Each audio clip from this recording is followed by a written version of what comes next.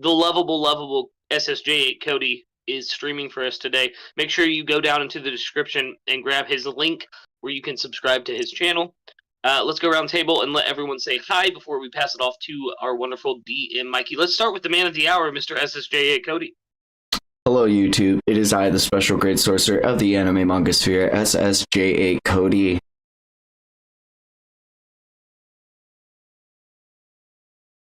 A man of many words. Let's go. Next up is the latest member of the crew to join today, Mr. JoshuaVykthor. Just in time for introductions, Josh. What is up?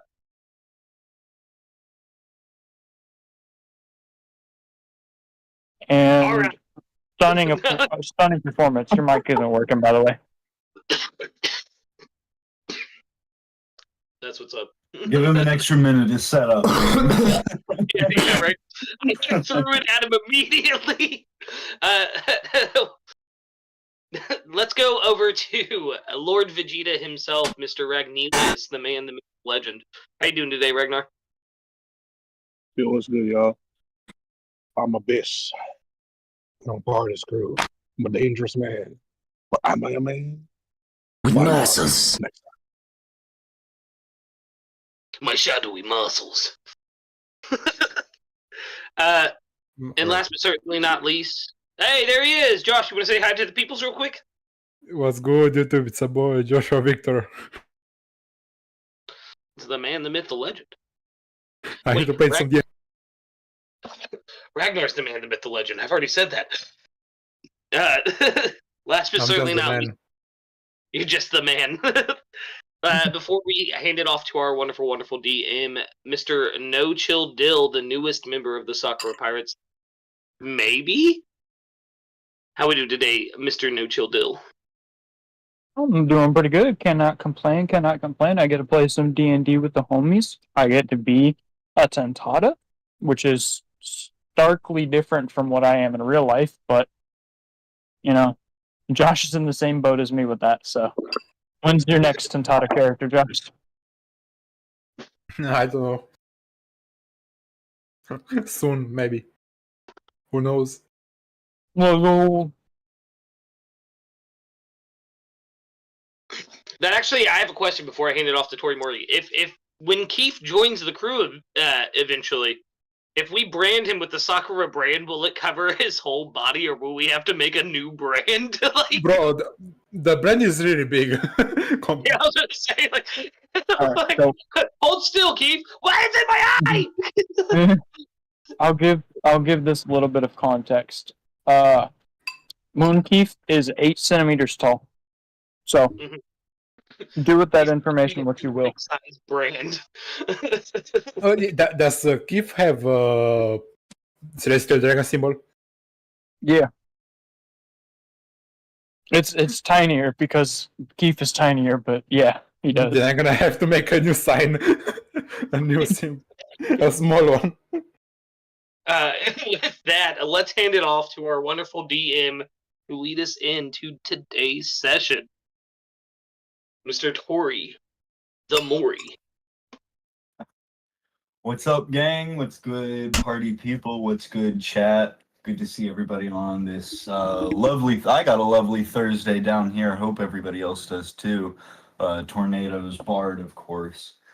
Yeah, good to be back. Of course, I'm going to address the obvious discrepancy maybe here. Unfortunately, we are not going to be moving forward with Angel anymore. Angel has stepped off from the campaign as Iron Mitch, so huge shout out to him for being with us this long.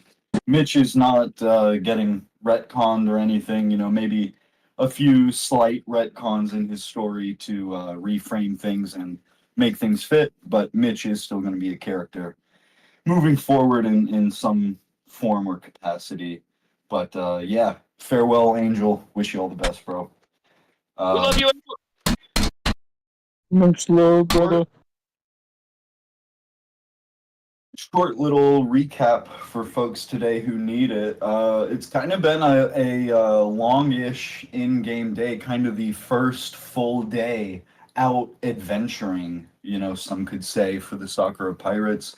They had a nice long morning getting acquainted with their ship as well as defending it from a division of the Roshuan Coast Guard, which, while that battle did end up in the Sakura Pirates' favor, the main Force Patrol 5, the squad of the Roshuan Coast Guard who fought them, did give them a bit of a run for their money. So upon arrival at Roshuan, at the little village of Old Beach Haven, the Sakura Pirates, most of them decided to just rest up. We need a little break. So they headed right to the shoreside saloon there in the haven and made some reunions. Of course, we had the big one introducing Dill into the party as Moon Kief, one of Leadbelly's old bandmates from the slave band The Path. They had a few confirmations, a few disheartening interactions regarding Kief's memory in particular. He was proven to be amnesiac to a certain degree, and while there are strides being made, Kief is remembering pieces. The memory is still not quite there, and he is heading into a big tiebreaker performance between Leadbelly and Kief's current bandmate, Beetle Brown, for essentially, it's kind of gone unsaid, but essentially the better musician between the two. Of course, the other reunion was Arthur and Lenny Summers, one of the old Vanderlands who Arthur fully believed was dead. Arthur was somewhat shocked to see him, to put it lightly, but he decided to party momentarily before skirting Lenny off into the wilds of Roshuan, not believing that this was even the real Lenny to a certain extent, but certainly unwilling to see Lenny potentially die again. Arthur prepared him a disguise and tearfully told him to head off on your own. You need to make a new life away from all of our history. As Arthur and Mitch and Glory were heading further inland, though, they came upon the main road where they happened upon a one Herbert Moon, who, while seemingly was just a chance annoying encounter, suddenly exhibited very strange powers in the face of Arthur and Mitch's pants sweating, I'll put it that way. And we ended off last session directly with Herbert Moon having disappeared and suddenly reappeared, kicking Arthur Morgan right in the face on a failed deck save.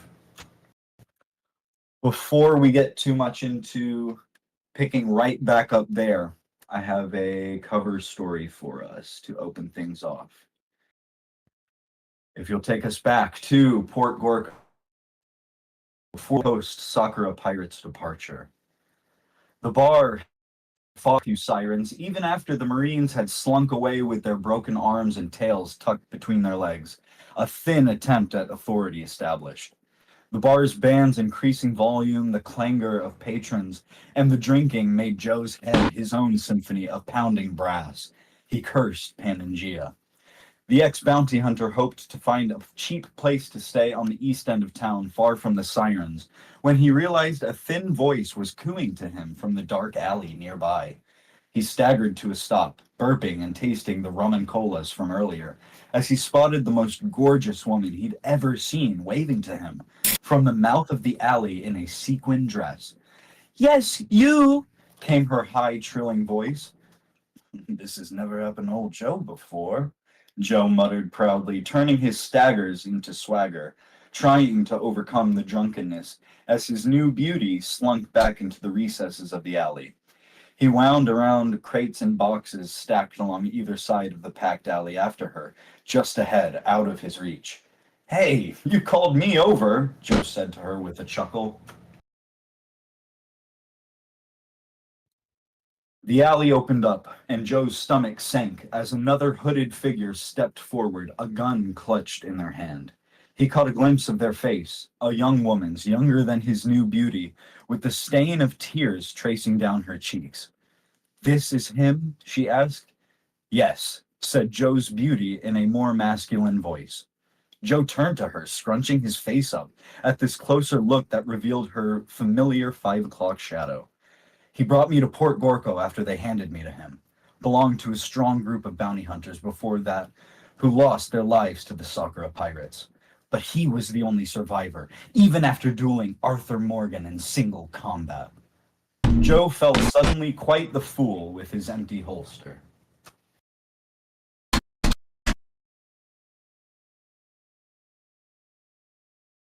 Bum, bum, bum. Bring this over here real quick to the South Blue overmap. You can kind of see the general track of adventure our crew have made. Zooming in here on Arthur, who had led the charge further inland to Roshwan.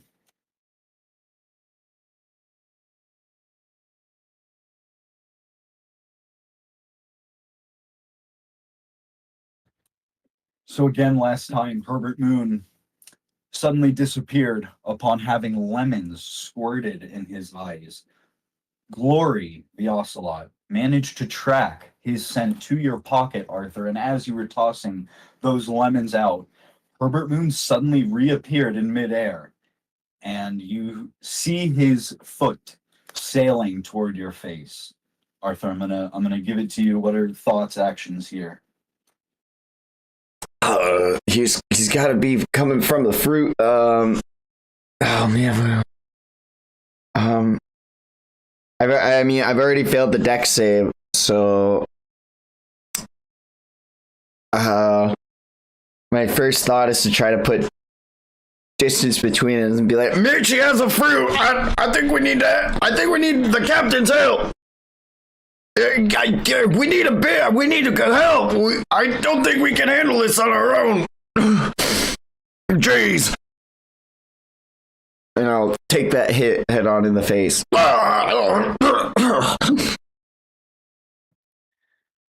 There's a moment where you can swear you feel that distinct click of your teeth, the kind that only happens when somebody hits you right in the face. Also, Abyss, no, you are still on the belly boat at the moment.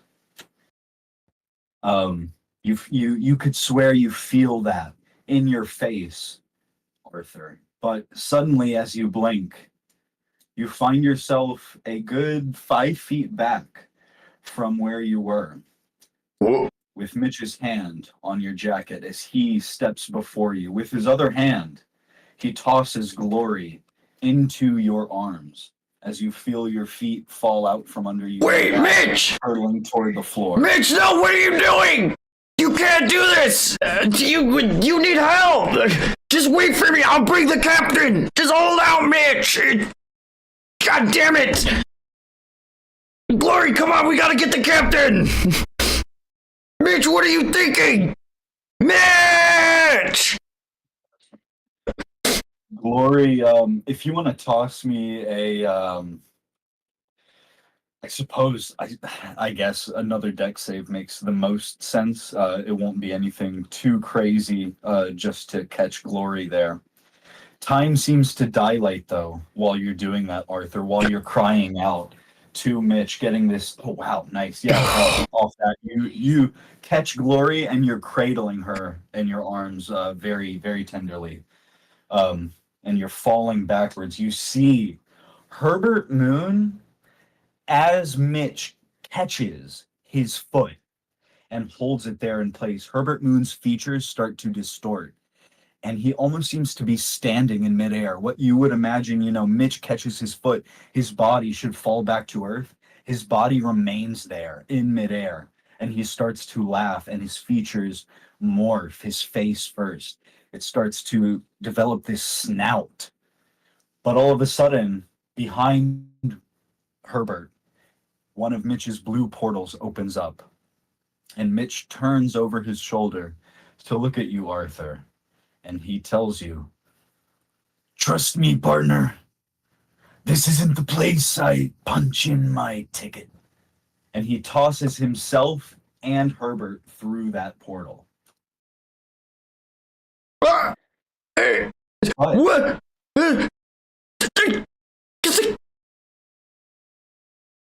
Arthur just starts punching the ground. Yeah, there's nothing he can do. He can't follow the portal. He knows he can't. He is. Dang. Yeah, If you start punching the ground with time still dilated like that. Your fist starts hurtling toward the ground, and before it makes contact with that hard-packed dirt, a portal opens up underneath you, and you fall in. What? Damn it! What am I supposed to? And I go to punch it. Holy! Whoa! What is? The Whoa! portal is a blue, shimmering landscape of sorts.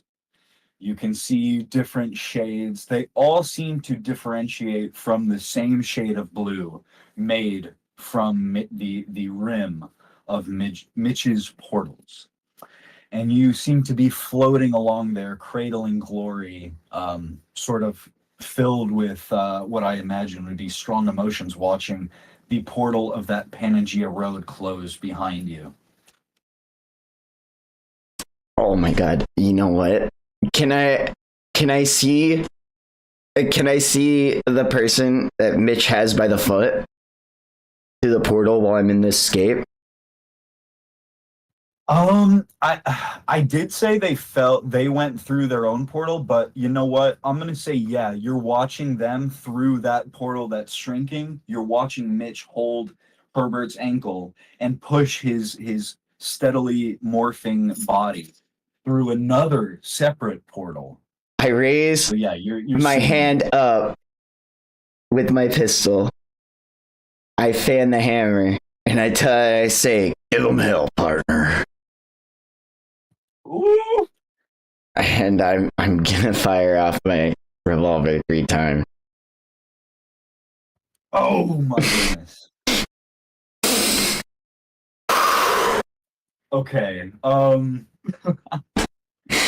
This is spicy, and I'm gonna slightly fudge it only in terms of presentation. I guess I've kind of done that before. Arthur, the 17 and the 24 are gonna hit. So roll me those 2 damages on Herbert. And as you see your bullets fly through that ever-shrinking portal, those 3 bullets do make it through the portal before you kind of hear this little, like almost like a zipper, zipping up really fast. It zips shut, and that's the last glimpse you see of Mitch and Herbert at the moment as your body sort of is suspended in this viscous air of sorts. It's like a liquid air. God damn.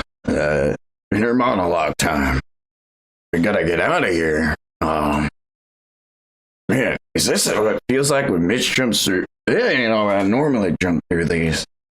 Is this what? Where? Alright. Think, Arthur. Think, Arthur. Think.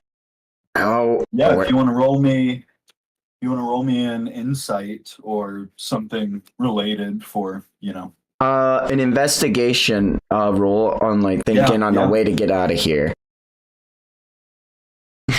And so, if Mitch is able to use these portals in tandem with his power, maybe I can use this negative energy to force my own way out of here. And so, I think I'll go and, oh yeah, why not? Let's, I'm gonna summon all that negative energy I had about Mitch, and I'm going to try to shatter my way out of here. Wow. Okay. Let's see.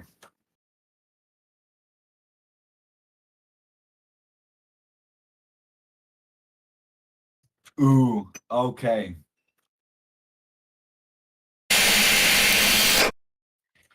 Arthur, you're that's a really cool strategy, and off that 22 investigation paired with that as well. Excuse me. Paired with that investigation as well, your shatter. I'm kind of imagining you sort of just doing it like up ahead, like if you're drifting out horizontal head first, you do it like in front of that. Correct me on anything if I'm wrong, but you do manage to create this shatter. It's like the realm you're in suddenly has a mirror surface you were able to crack through.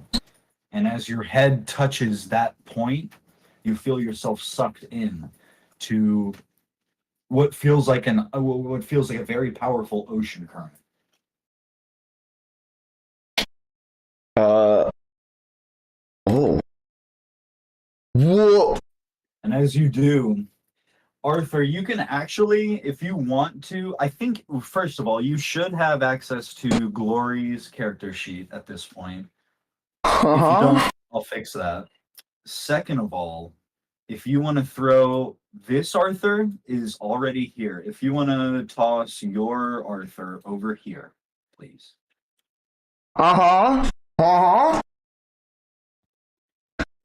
You feel yourself suddenly deposited, somewhat violently, you have to say. You're not going to take any damage, but glory falls out of your arms as you both kind of collide into the ground here.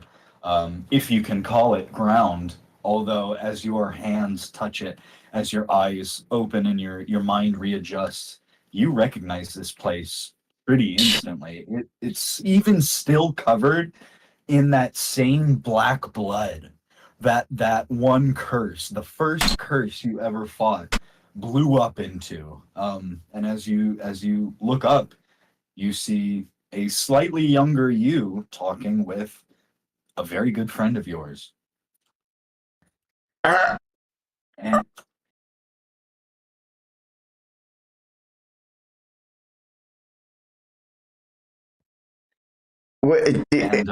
Yeah, Joe, what's happening? Like, I'm shocked. He's just like mouth aghast. I'm aghast.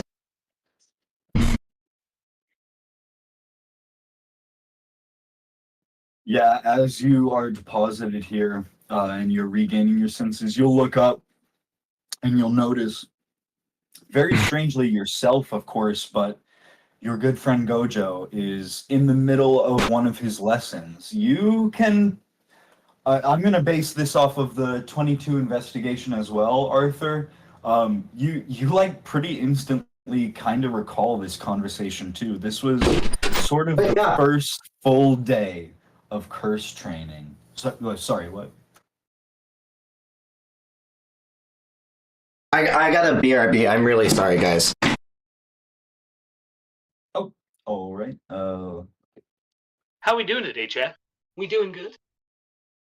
I know there's not too many people here at the moment, but don't worry. We're just now getting started cooking. Yeah, it feels good. Absolutely. It's nice to be here for the intermission. Usually I'm the one calling those, but I actually this is as good a time as any to I'll make a quick announcement as well. I should have done this at the beginning. I am dog sitting today, so if I have to make a couple more breaks throughout the session just to take her out, let her, do her thing, that's what's going on my end. Perfectly fine. That just means great intersection for some random SBS, bro. That's fine. There you go. But also, Yeah. More Mikey, importantly, can you unfrick your DMs? Yeah, Go I was ahead. just replying to you as well, boss. more importantly, though, can I put that dog? Can I put that dog? Can I pet that dog? Can I pet that dog? Can I put that dog? But I think most importantly, like and subscribe. Like and subscribe. Hey, For those just joining us, we are in a slight intermission. We are waiting for our rough and rowdy cowboy from the Wild Wild West to get back with us. As we entered a strange scene, our man has somehow woken up in his past and is viewing a younger version of himself.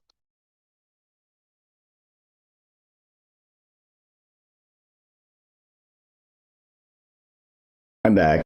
Sorry about that. No, you're good, brother. No, they're good. All good, boss. We're gonna take a Bill, minute here. you didn't see anything. No, I did turn off my headset and everything. My mom couldn't find the Instapot lid, and she was kind of freaking out. I was like, for some reason, it was in the oatmeal box.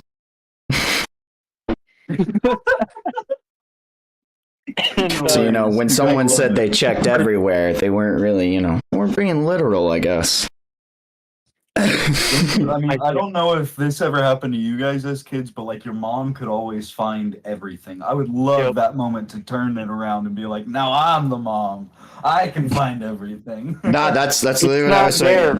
Reaches into the void, grabs it, and pulls it out. What about this? Dude, my wife does that to me all the time. I'm like, that is nowhere to be found. And the next thing I know, she has it in her hand. She's like, really? I'm like, oh, shit. Oh yeah, where the fuck is my phone? Oh yeah, I'm talking to the guy right now. I've done that so many times.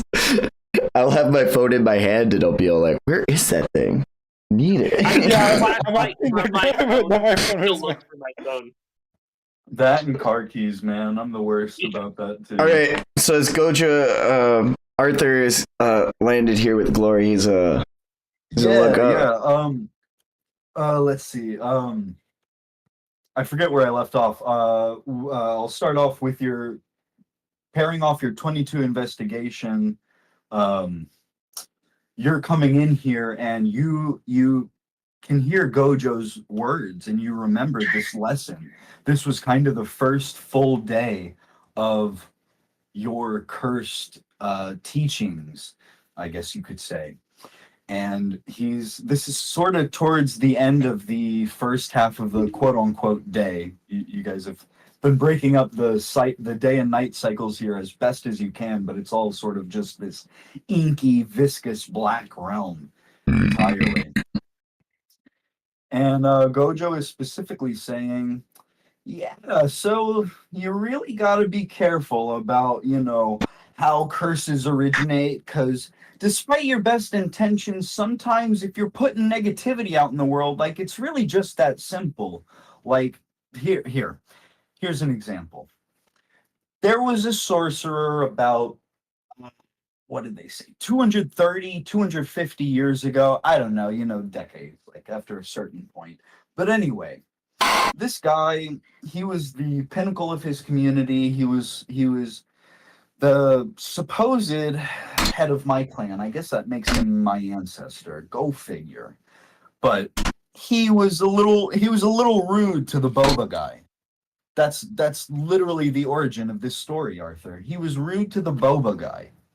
And the boba guy would make him tea every day.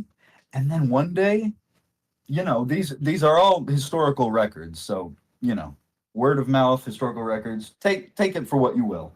This guy turned into a boba curse. A boba curse. Like, what even is that? You got to be careful, though. You never know where these extremely rare curses could originate from. Oh my god. Is he a lemon curse? Did I? And Arthur, I will say as well, while of course there is the present day Sakura Pirates Arthur here, please feel free to operate past Arthur as well, roleplay as your younger self too. Yeah, well, I mean, okay, he made a boba fruit guy, but like, let's say you hate clowns. I can't stand them with all the makeup and everything, but like, what? There's gonna be a clown curse because I don't like clowns? I mean, something's gotta be done about them. No. See, clowns are the one exception. Clowns are kind of interesting. Clowns are the one human thing that was born from curses. Not a lot of people know that. That's crazy. Oh my gosh. So like, let's say like somebody really hated lettuce. It'd be a lettuce curse. Somebody really hated limes. It'd be a lime curse. Somebody really hated beer. Who would hate beer? Yeah. Somebody hated tequila. I don't think anybody hates beer. I think. I think only people with an extra EIGH in their name hate beer, but I don't really know. I can't say for certain. I'm from Japan, so I can't tell. Yeah. What? That's a lot of letters. A lot of silent letters. It's never silent, though. A curse. A good, freshly born curse always makes a good deal of noise. Oh, he stretches back. He gives a big yawn, and he's been standing up while your younger self is sitting cross-legged. He joins you now. He sits down cross-legged too. He goes, "I'm really tired of talking. Your turn." Well, okay. So, what am I supposed to do if a curse appears? Am I supposed to just get rid of it immediately? Like, how do you control? How do you not feed into it? How do you not give it power? Well, I mean, the simplest option is to be nice before any true curse abilities or powers or traits, etc., start to exhibit themselves. But that's a little easier said than done, because what if the guy just sucks and he like crosses his arms and starts scratching his head like he's like considering that option too, and he just shrugs and he's like, I'm really not sure. At a certain point, you're gonna have to just use your own best judgment. Intuition is a good friend.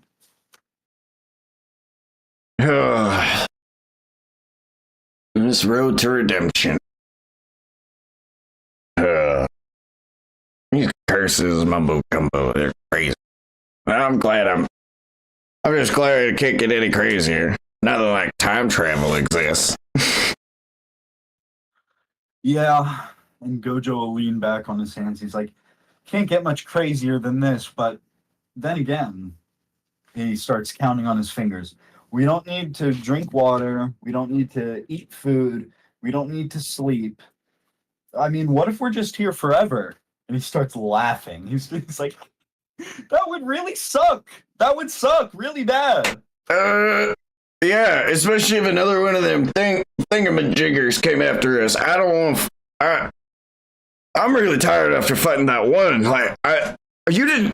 I mean, you just lifted a finger and he went, "Pah." And I'm like, I'm firing good. I thought I was firing. I don't have bullets. How was I firing my gun? Anyway, what do you? You got to know a way out of here. I get it. I'm like, in a lot of ways, I'm more like an alien in terms of like my power level. So I get it. I mean, don't use me as a metric, and I'm saying that objectively. I don't want you to think that you're inferior just because of me. I'm just annoyingly blessed. Sometimes I wish there were more of a challenge, like that guy. And he starts pointing around at all the blood on the ground. That guy. I probably should have tried to talk to him a little more than I really did, but here we are. It is what it is. And then President Arthur is gonna whisper over to Glory and be like, "Dude, that guy is the coolest fucking guy ever. Oh my god." Like, Glory, we gotta get out of here though. Wait. Hey! Can you hear me? Ooh, as present day Sakura pirates, Arthur Morgan starts shouting and talking. Yeah, I mean, off of any roll, pretty much any roll you potentially want to try for perception, you can just tell they are not registering you at all. It's like you're less than a gnat on the wall. You are less than air in terms of visibility right now. And they just keep talking, and Gojo says, "Okay, well, before I depress myself, let's change the topic from never getting out of here. Tell me a little more about your friends. I like hearing about those stories." And he leans back and crosses his hands behind his head, and he lays down. You would have loved these guys. So one time, Dutch had the big old plan to rob the biggest bank in America known as Blackwater. We were going to go over and take this whole town over, but John had the greatest idea to go get drunk in Rio, and me and Hosea had to go haul his ass back all over Mexico. Let me tell you, these people were not happy with Marston's ass at all. Marston had accidentally got engaged to the daughter of what was supposed to be the president of Mexico. I didn't even know they had a president. So me and Hosea, we get there to get Marston. And he's just like, I'm not marrying no president's daughter. It ain't me. And I was like, Marston, you gotta man up. And you gotta come home and raise that boy. Because I swear, if you not step up and be a good dad, what do you know about being a good dad, Arthur? And Marston. And, you know, trying to talk to this guy is like, he thinks he's the protagonist of his own story.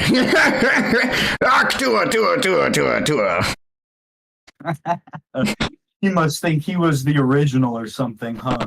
Gosh, he thinks, but that boy Jack is something else, I tell you. I mean, for as much wrong as Marston thinks he's done in the world, I hope he finds some time to do something right. Ugh. Those guys are like my family.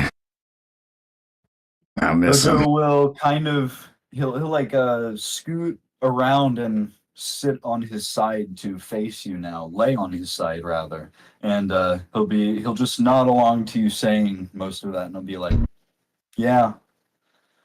What about that Micah guy? What kind of bad stuff did he do? You really don't seem to like him, and you like everybody in your group." Micah's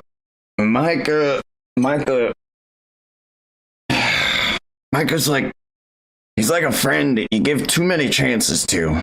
It's like, you want to see the good and all the things that they can do, and every chance you give them, they choose to do the wrong thing. And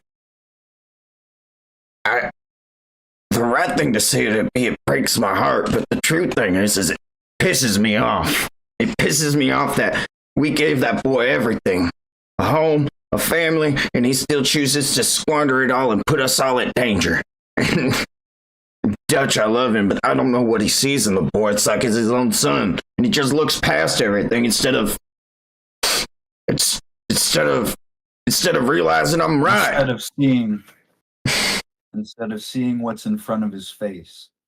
And Gojo is kind of uncharacteristically solemn and serious as he, listens and responds to you in this moment. He just nods. You can only be strong enough, the people. You can only be strong enough. You can only save those who want to be saved. Some people just want to do the wrong thing, it feels like. Yeah. As one of my favorite singers once said, if you don't want to be saved, don't save her. It's a shame. It's tough when it's somebody you love. He kind of just stares at the inky black floor beneath you guys.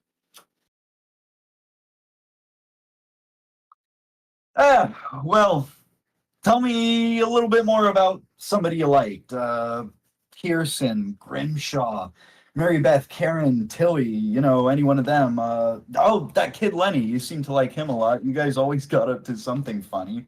Tell me another one of those stories before we get back to training. Oh my gosh, Lenny. I ever tell you about the time I caught Lenny and Tilly running a gig to fodder off money as a Robin Hood art? It was like they read this story out of a book called Robin Hood about a dude who steals from the rich. So they'd have Tilly go into the bar, find the rich people, and then they'd have Lenny break in and say he was Robin Hood, and he'd rob the place blind. Do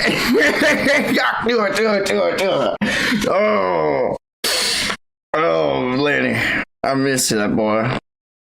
Oh, they are. Oh, Lenny's. He's in a better place, but I'm glad I got to know him for the time he was here.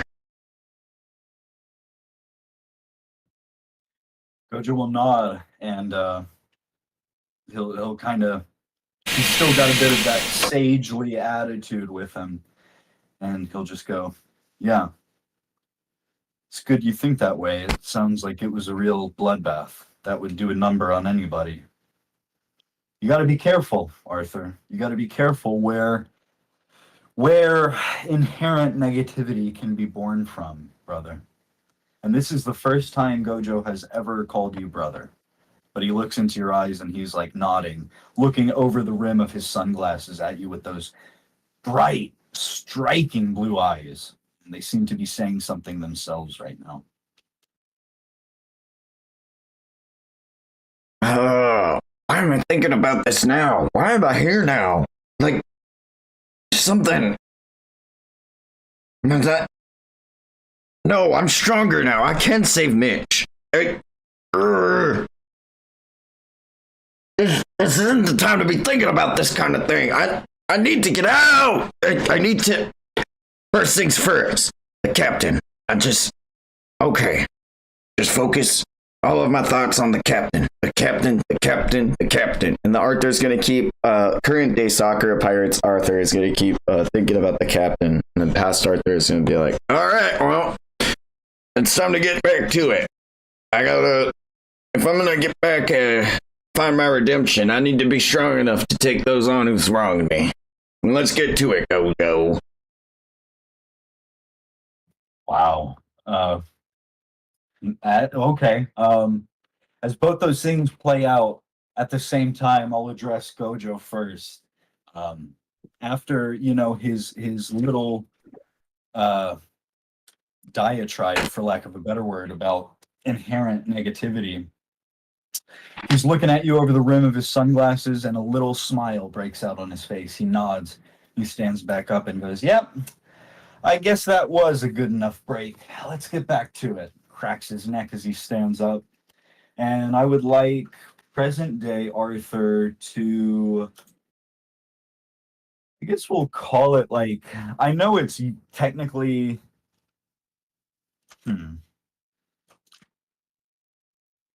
I should have thought of this pre-session. I'm realizing that now. But for today's session, roll me an Arcana, but it won't be for the engineering track that it usually is in our rules. That's fitting. That's fine. That's actually fine. It meets it beats. Thinking of Leadbelly, with Glory there at your side, that tug you felt into this realm, this strange passage through space and time itself. You feel that same tug on your chest once more, and the floor, the ground beneath you, seems to sort of give way as both you and Glory start to sink, and she lets out a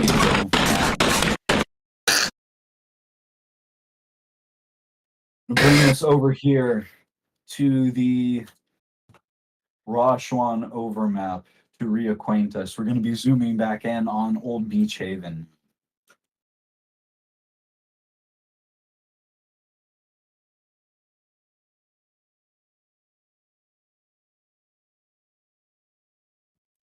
We're going to open back up on the Old Beach Tower, where last time Kiryu was busy salvaging and discovering some history within this Old Beach Tower. And he had discovered some defenders of this place as well, made of entirely of stone, except for one who eventually, despite his best attempts at intimidating Kiryu, revealed himself to be a runaway named Ariano.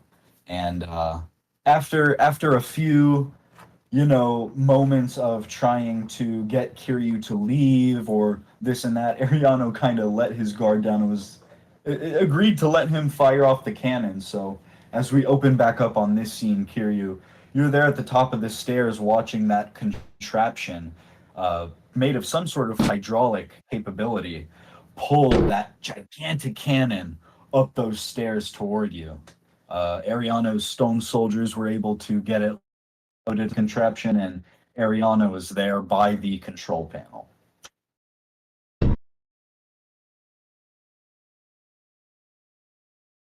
Very interesting, very interesting. This inspires me to do something. I don't know what, but something. Ariano will chuckle. He'll be like, "I don't even want to know, brother, man. I don't even want to know. I'm just, you never saw me. I'm just happy to give you some ideas, I guess. You might want to watch out. It's gonna come out here shortly, and you're not gonna be able to stop it." Oh yeah. Yeah, as it continues rumbling up, the stone warriors are just gonna amble over here, out of the way as it is deposited, and they move it here, where I'm pinging, to this big opening. Essentially, here along the walls, Kiryu, these bigger pillars that you see. They Yeah. extend about 20 feet overhead, and then this more cobbly looking wall is actually just floor level. So the cannon moves right into place there. You can even see certain groove marks where those wheels have been moved back and forth in place over the ages. All right. Interesting. Okay, yeah. Ariano will just kind of put his hands on his hips and display the thing. He's like, I fired it off once, but a little big for my britches unless I really need to use it. But then again, I mean, the little town, it's a quiet day. What could be the harm? All you gotta do, it's like a regular cannon, just big. Fuse, and he points it out to you right here. It's already loaded up Alright. for you, ready when you are. And before you fire that, Kiryu, I'll pull you over here to actually. No, I won't. That doesn't that doesn't help as much as I thought it would. But if you're here, you know the cannon is here pointing off this way. It'll be pointing towards sea. There's not a whole lot of land you can take aim at. You can see distantly Pangaea, definitely not within range to hit. The only things, you know, are the open sea, and you do see one ship kind of ambling along the surface of the water, heading your right. Yeah, let's not shoot at the random ship that's coming. Yeah, it's just a shame there aren't any rocks, like maybe to aim trim or something, but that's alright. So I'm just gonna fire at the open sea. And before that, I'm gonna say, let's start from. Oh, shit.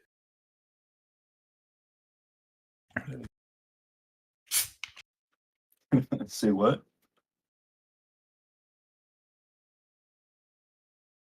Let's fire those fireworks, baby.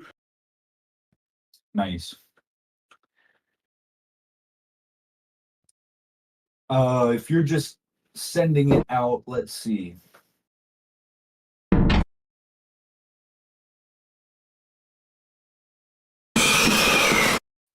I guess I'll take a hate to do not to confuse us, but I'll take an Arcana on this in the typical engineering track, please. Alright.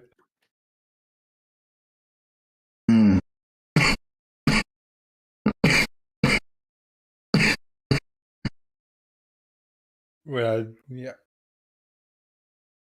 Should I really be with Do you have something to make that advantage, or is Nope. that normal?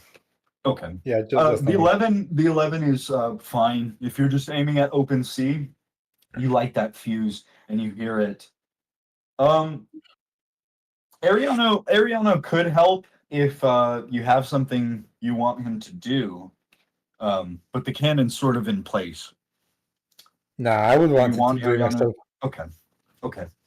In that case, yeah, you light that fuse, you hear it hiss and sort of diminish as it heads inside the cannon body to wind down to the igniting agent. There is a deafening boom, and you see Let's- Ariano put his hands are over his ears as it goes off, and that cannon, there's like it's like that weird optical illusion where like it's like you see the cannonball appear in midair rather than see it fire out of the cannon itself. And it flies far off the coast, past the ship, but also well off course from them. And as it descends into the sea, it sends off this giant mushroom wake, giant mushroom explosion of water from the sea. Woo! Let's go surfing. Let's go surfing. Sure. Yeah. The wake ripples momentarily after will start rocking the ship that is just coasting gently along the current there. And Ariano is just gonna cheer. He's gonna throw his hands in there. He's like, "It's always so cool. It's literally always Exactly. so cool." Okay, maybe I set it off 2 or 3 times. Okay, I admit, but it's always so cool. Like, who wouldn't? Who wouldn't? Exactly, I would stir up every day. Bro, this would be the I wake-up know. call to the entire town. Yeah, I just don't like those people though.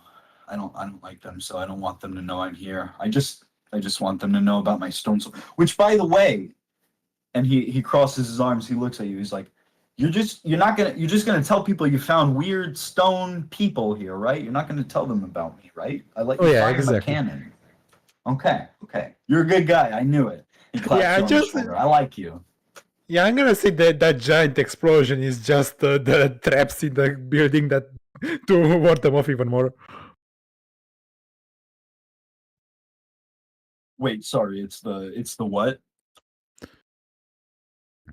I'm saying, yeah, I'm just gonna tell you that was a trap in the tower. Like, yeah, the explosion go big. There you go. Oh yeah. Yeah, I like that. Give it some more mystique. I don't want anybody to find me here. I can't go back to Thunderdome.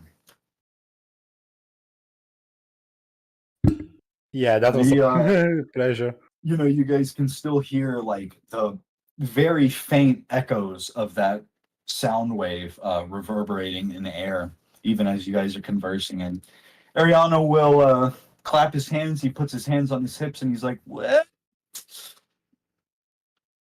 guess it's time to go." And he's like really awkward about it, looking at you. He's like got his eyes wide and trying to look friendly, but he's like,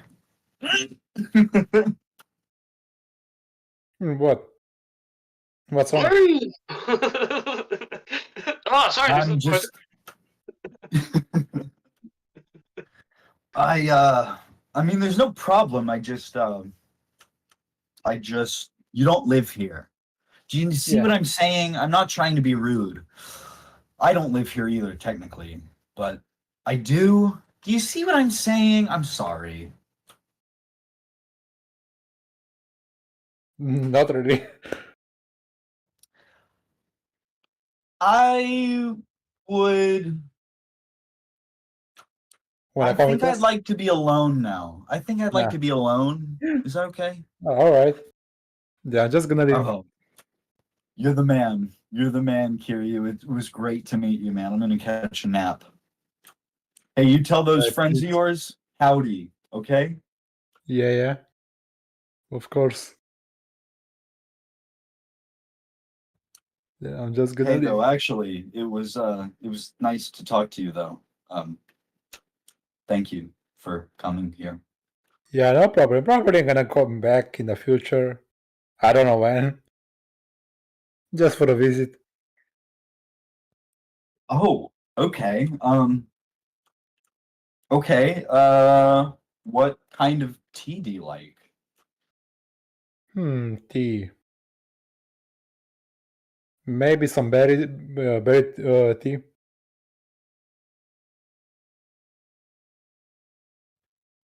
They grow delicious raspberries to the north. I mean, the raspberry tea here is probably pretty good. Even down here in Old Beach Haven. I can get you some of that. Yeah. I mean, yeah, no, that's good to know. He kind of catches himself and he acts a little more nonchalant. He's like, yeah. Well, it's good to know. Thanks, man. Yep, see you. So, hey, when can I expect you back? Don't expect me back anytime soon. Like, we're probably gonna hit the fan line soon. Oh, what? Any facade drops when you say that. He's like, why are you gonna do that? That's insane. Why not? It's an adventure.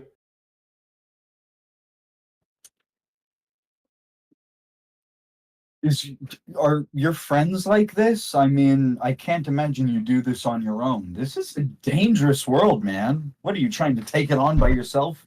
You sound crazy. I'm not taking it on by myself. No, I have my own crew. Oh, so you're like a pirate? You're like a captain? No, I'm not a captain. Technically, I'm in the second in command. What? Wow, okay. How big is your crew? I'm now visibly thinking, like, how many guys did join us? I don't know, 7 people? You guys have oh man, I forgot to edit this. Yeah, you guys have 9 crewmates officially. All right, nice.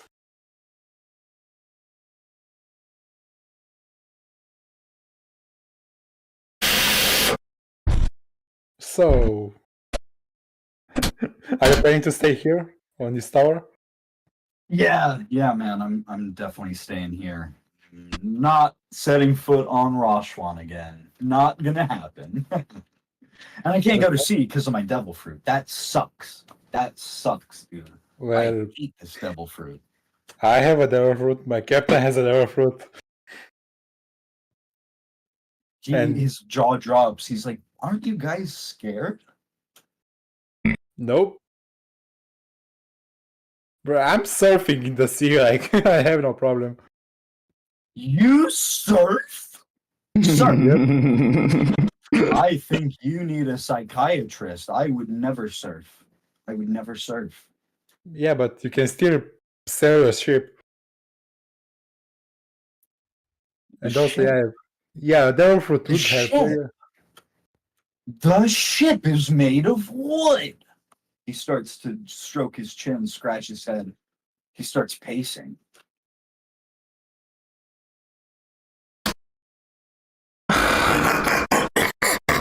Guys, what The is ship is made of wood, you say, Kiryu. The ship is made of wood? Yeah, for now, until I upgrade it to metal. Well, interesting. As long as you don't do it with stone. I promise you, stone doesn't work as a flotation device. Trust me. Yeah, I figured.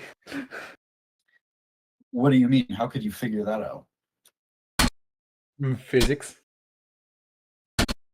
Physics. Okay. I didn't even know there was another language besides animal. That's cool. Okay. Physics. Au revoir. So hey, look, I'm gonna level with you.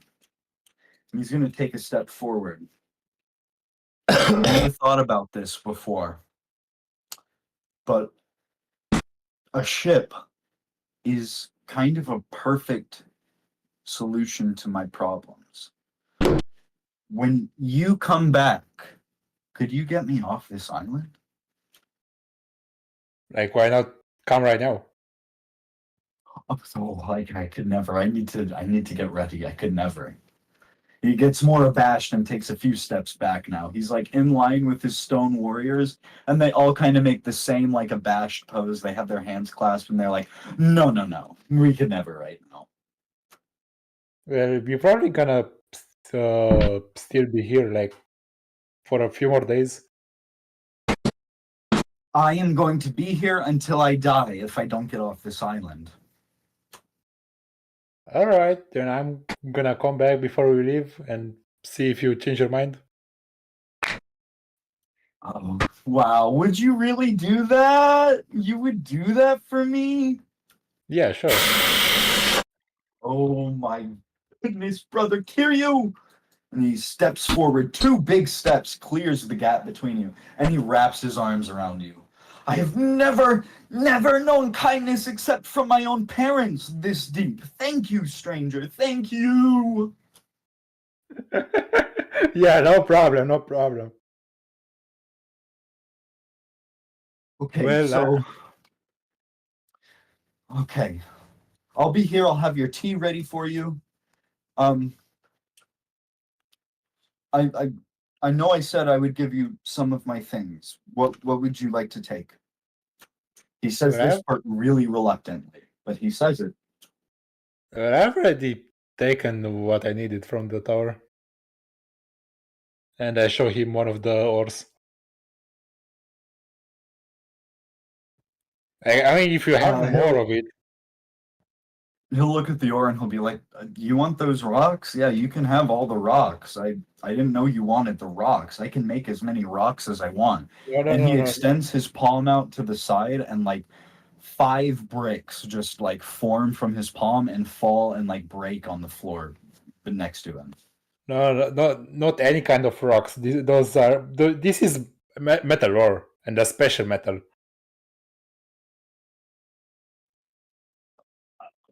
Take your word for it, I guess. You can still have the rocks, man. I don't want the rocks. I just need the money, really. Maybe some of the provisions and supplies, but you know, my big thing is food right now. So, yeah, just money. But if you come with us, we have enough food for you. You have food? And he scrunches his eyes up. He's like, "You guys have enough food for your crew and me?" Well, yeah, my brother left some pretty good recipes.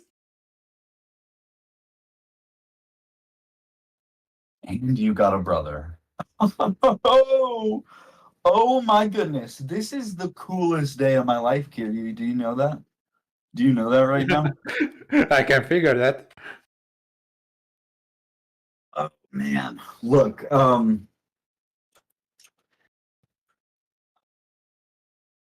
I got to get away from here, my man. I'm like serious about that, but I do need some time to prepare. What is your next step? What? Where are you guys going to be here on Roshuan for very long? Do I have a Not little really. time to prepare? Not really. No. Yeah, like a few days. I mean, it depends if you're if also yeah of character. Russia is the town or the island? Roshuan is the entire island and the kingdom. It's Roshuan Island and Roshuan Kingdom, and then the town Alright. you guys are in is called Old Beach Haven, and it's a very little beachside village. Yeah, alright. So yeah, I think we're gonna stay in this town for a day or two and then sail up north or whatever direction it is to the other towns. Toss me a persuasion. I know you're maybe not trying to actively do it, but roll it for me anyway. Alright. Ariano's scratching his chin as you say that last part. Shit. Oh wow, okay. He okay, at a 6, he's gonna I'm scratch gonna his chin.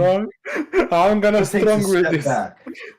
Oh, okay. Well, strong will is That's- generally on saves. Is the only thing. Shit. Yeah. Yeah, no I'll problem. let you keep that strong will. We'll stay with the 6. And Ariana takes a step back and he's like, "Man, Kiryu, I really appreciate this offer. Like, just promise me you're gonna come back for me. I just need to get a few things in order. I need to." He starts counting on his fingers. "I need to be able to pull my weight for as long as I'm with you guys. So I want to get some, food of my own. If you guys have food you're willing to share with me, I can get food I'm willing to share with you. Second of all, I'm really scared, man. I'm terrified. I'm fucking terrified. So I need to steel myself, okay?" Yeah, I get that. But also, yeah, automatically with you, we have more numbers with your ability. So that will get it really handy. I'm only one guy, but yeah, I'd be happy to help you out where I could. I No, I'm used to be a saying- fighter, forced, but Yeah, but can't you create more soldiers with the stones? he will turn to the 3 stone soldiers he's like standing in line with actively, and he jumps slightly. He's like, "Oh, I forgot they were there. Yeah, absolutely." And Yeah, I that's what I'm promise saying. you, I promise I'm not going to create any while I'm on the boat. I promise you. Yeah, no problem there. You can create some of them to help with the ship duty, but not too many. Not too many? Okay, I'm gonna trust you since you seem to know a lot about Fijolk. Is that how you pronounce it? Close Correct me enough. if I'm wrong. Fijolk. Nice. I love that. I like that. That's got like a timbre to it. I like that. All right, Yeah. Kiryu. I promise you, I will be the best guest to you when you come back for me. And I can't thank you enough. And I really want to thank you especially for being understanding with me. I know I'm a weirdo, okay? I know I talk in circles. I know. I'm sorry. He's like getting mad now. No problem. You won't be the only one on the ship. I'm sorry, dude. Okay? Okay. Don't have to be sorry. And he eases up and he'll take a step back. He'll be like, all right, man. We're going to get this cannon back down. You need a hand getting anything out of here?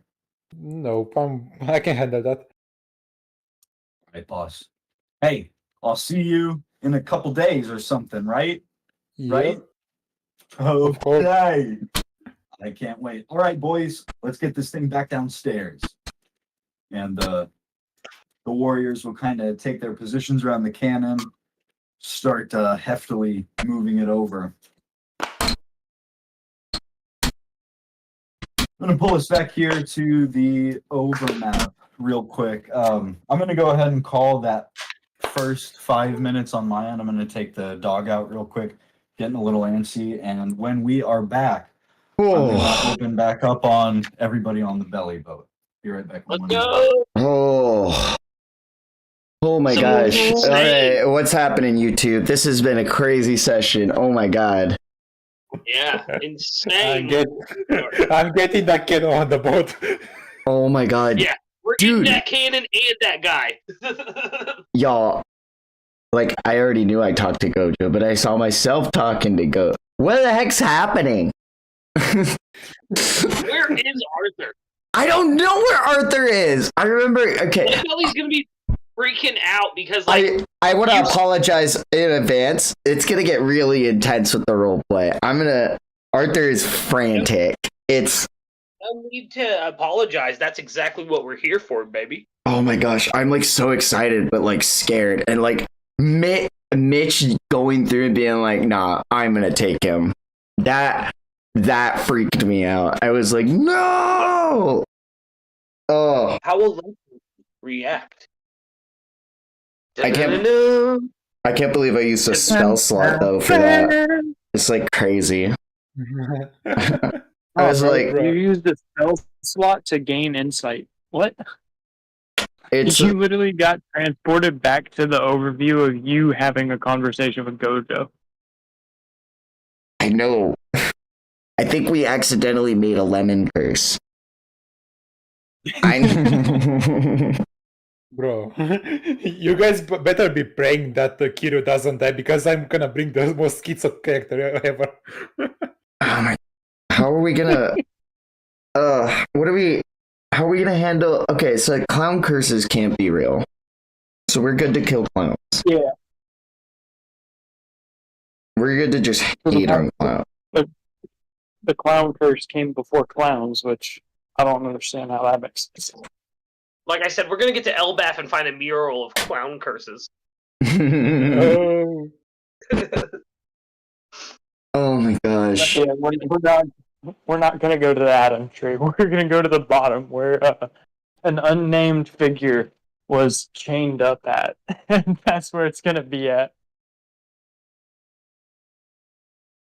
What is this? It's just a drawing of a bunch of little kids running away from clowns. We see the sound bubble pop off of one of them, and it just says honk honk. It's like it's top musica, and like it's a music box. Okay, but like, we're all looking at stream. What is this giant clown thing up here, huh? Like, I think it's like circus. I hate that. Let's kill that. But no, we have to get Mitch. I saw that I think it was last session. I saw that and I was like, what is that? Is that a boss that Monkey forgot to remove from the map? A clown boss? That's where we're headed. Apologize. Yeah, that is the circus. That is the circus on the map. Since it's not a fixed location, I just made it that tile. That's Okay, scary. so it is a clown boss. Okay. I never said that. I don't know. I've never played Yeah. this game before, so I can't tell you guys what happens in the future. But I am back. Is everybody else still here and accounted for? Nervous. Pet the dog. I'm gonna bring us down to the first floor of the belly boat, as we're gonna open back up on practice time with Leadbelly, Kief, and Mystical's little makeshift band. You guys have been playing. You've amassed a small audience here. The Tweedle brothers are here listening. Ham especially is bobbing his head to the groove, but Club is enjoying it too. Squint, yeah, Squint loves it. He's really jiving. And I'll go ahead and say, if you all roll for Misty, of course, I could use a performance from both Leadbelly and Kief.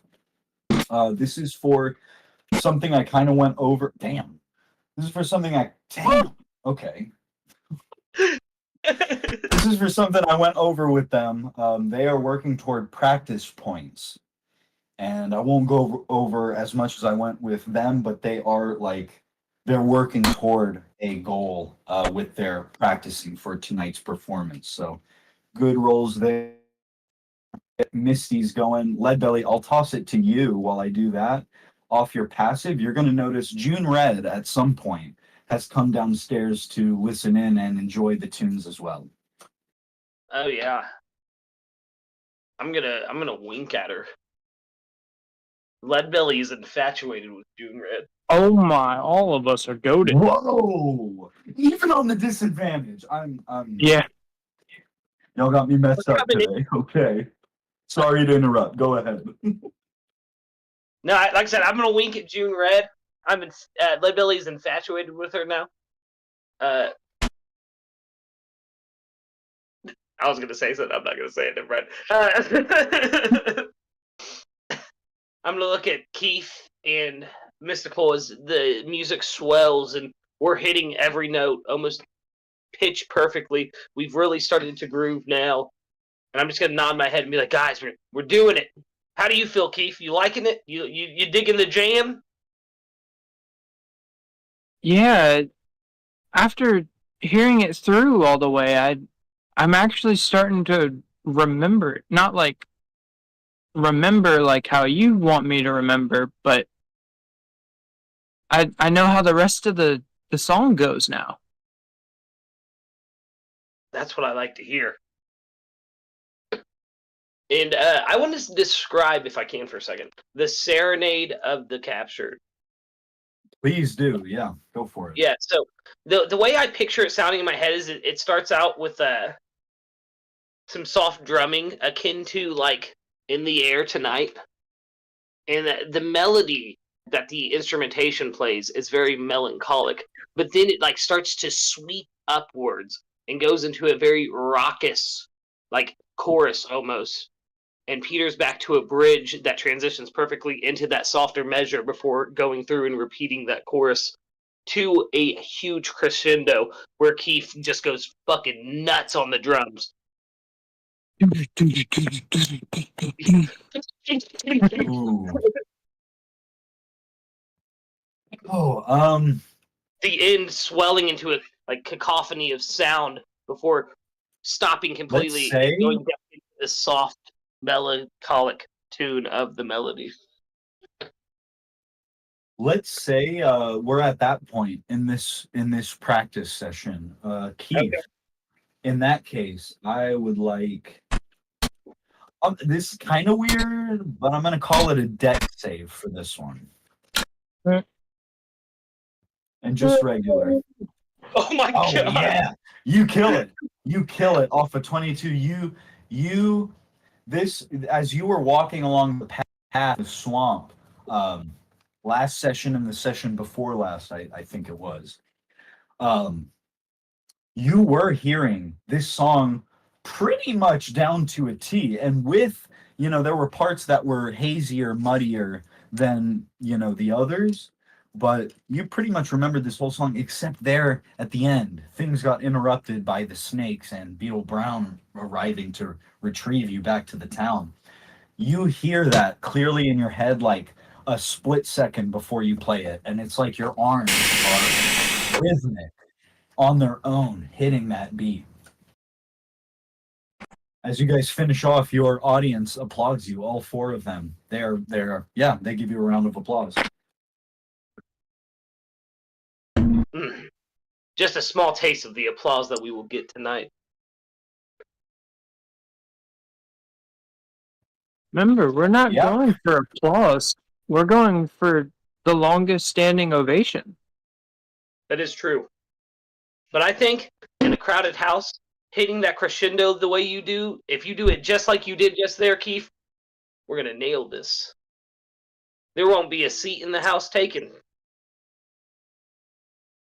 It'll be a free-for-all ass buffet. Wait, I think I worded that wrong.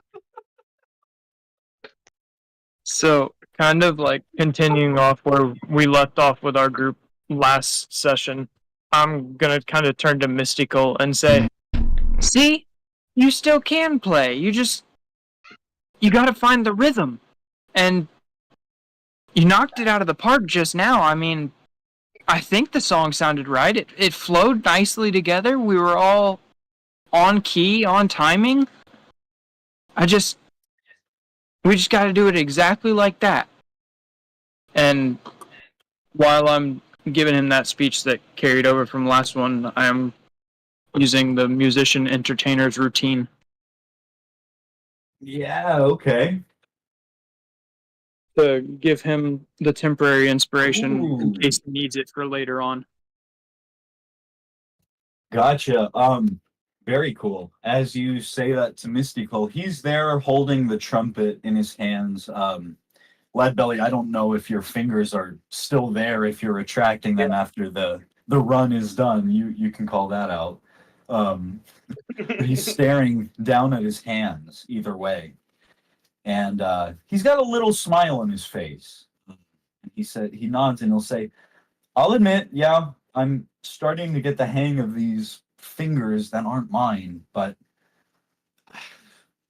I don't know. It's been more than a year, well over a year since I properly played. I haven't even played for a crowd in that long. Guys, I'm trying my hardest here. I can't hide my nerves though. This is a lot for me. The look between these two ex-bandmates pleadingly. I'll put a hand on his shoulder and I'll say, Mystical, listen. Look at who you're with. Take a good look. We played in front of people who would have actively killed us at any moment. We can handle a bunch of drunks. And I'll cast guidance on him. Oh. What do you say, boys? You want to run it one more time? I'm sure Kiryu's almost back now. The guidance will, yeah, that obviously automatically tracks and is applied. In conjunction with that, though, I'd like a persuasion from you, Leadbelly. Oh, And easy. Dang. Yeah, I was going to say you can run it at advantage, but 14, you're good on that one. Mystical, he's not fully reassured off that 14, but enough, definitely enough, and he'll nod. He sets his jaw, he juts it out a little bit. He's like, "You're right. We can survive Mary Joie. We can survive this. What is this?" And then his stomach rumbles so loud. And he bends over. He's like, "Oh my God, I'm so hungry, though." Do you have one more in you before we eat? Yeah, definitely. And at that, Squint is going to step toward the stove and say, "Don't you fellas stop. This is magic you're brewing. I got dinner." If I could catch you further.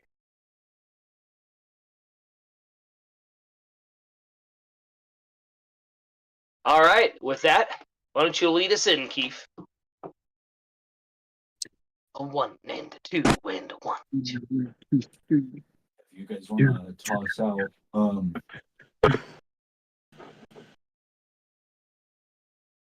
I'll say, yeah. If you guys want to toss out one more performance each, I'm going to do one here for Mystical as well for this practice session.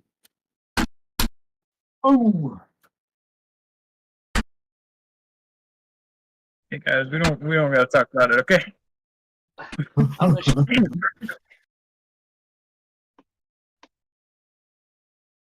I'll say off that 22, I am going to go ahead and add Leadbelly's guidance. I'm going to hold off on your inspiration though, Kief. For a at 26 to add there for him. So I was gonna imply with the inspiration for him to use it later on tonight whenever we're doing the big show. Oh yeah, and I'm definitely Ooh, gonna okay. him again when we do the big show. Would you like me to just retract that guidance, Leadbelly? It only lasts a Just roll minute, with the and it's a cantrip, Okay. so Okay, yeah, that's right. I got you. Okay. In that case, while Squint starts readying up some oarfish steak for the three of you, you guys rip into that performance again. I'm gonna have June Red come up and take his place. She's gonna say, "Look, this is all well and good, but I actually didn't come down here just to listen in. I'm here to relay a couple of messages, so please don't shoot the messenger." She's trying her best to just be like cutesy, but off of both of your passives, you're gonna know her news isn't the best. She'll say, "First of all, Beetle Brown told me to come down and tell you, since you guys are a trio, it's only fair that he gets to be a trio too. So Corky Blue is going to be joining him and Jack on stage. Sorry." no, that's not a bad news. I expected at least some of you guys. Were you guys gonna leave your man hanging up there alone? Kind of rude. She rolls her eyes and she's like, "I will always love him for being my bandmate, but Brown is one of the most arrogant guys I have ever met. You don't have to explain anything to me, okay? Fair enough. I get it. That brings me to the second thing I came to warn you about, tell you about. Brown is really angry because we were supposed to leave 30 minutes ago to make it on time to pre-stage check. He just told me if I don't come down here and tell you, he's gonna come down.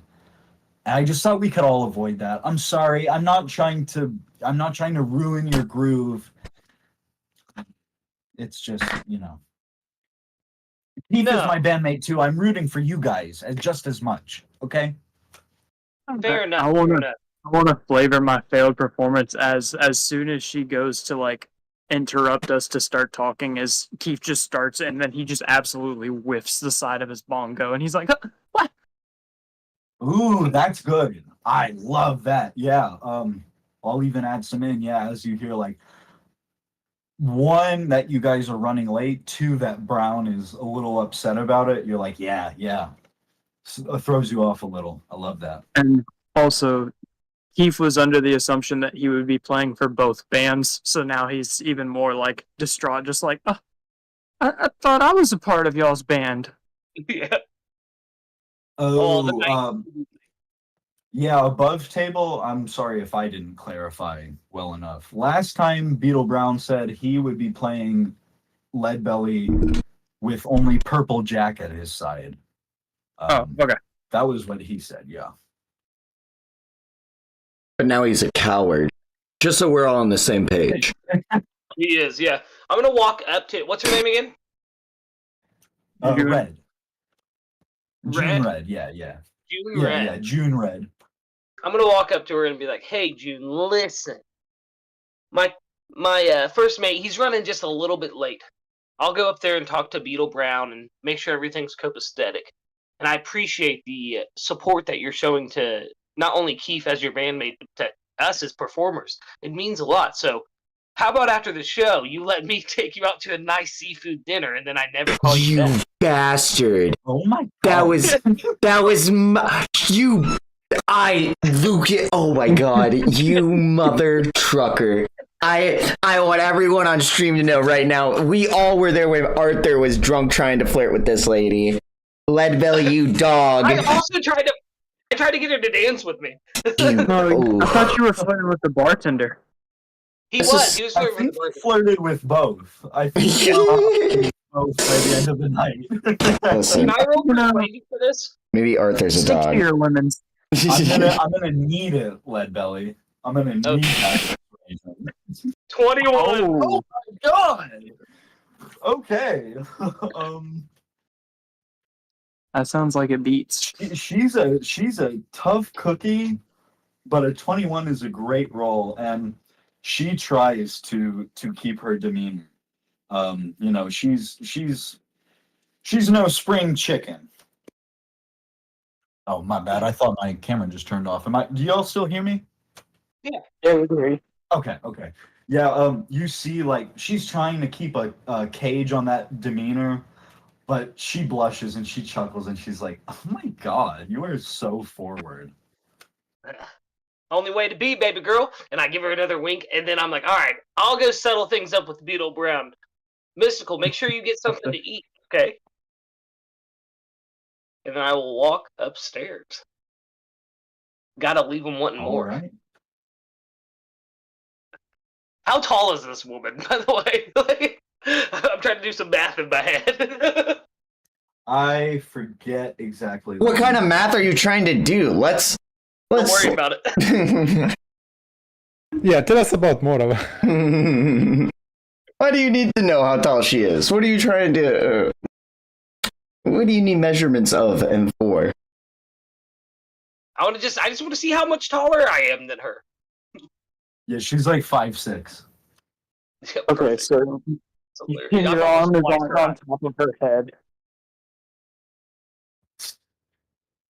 What'd you say? I said your arm is on top of her head. Like if you walk up and try to put your arm on her shoulder, it's just on top of her head. Yeah, you're like It's you're just like like- towering over her. Yeah. Giant. Yeah, I'm trying to make Leadberry tonight. Interesting. Oh my god. Group 3 reference. Oh my... What is this, baby? Leadbelly, one thing as you're heading upstairs, which sets of stairs are you heading up? I know this doesn't usually matter, but it does today. The one at the bow of the ship. Oh, okay. If you're heading up here. Yeah. I'm gonna need you. No, your passive is cracked. That's right. Your passive is cracked now. Yeah, as you're coming up along here to the stairs, you notice Spenny, who has been really low key in his bed since that fight with MFP. His head is in rough shape, and you see like a chunk of his lip is hanging off, and like hanging as his head is like held to the side. I'm gonna run up and be like, Spinny, you bastard! Why didn't you say you were injured? And I'm gonna cast Cure Wounds at level 2. So that's 15 healing. Wow.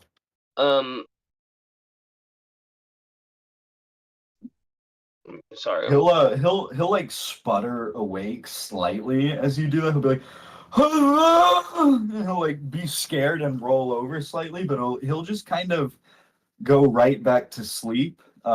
Admittedly, slightly calmer looking than he was before you came over. And as you see him roll over, that flap of bottom lip hanging off kind of like folds back into its proper place.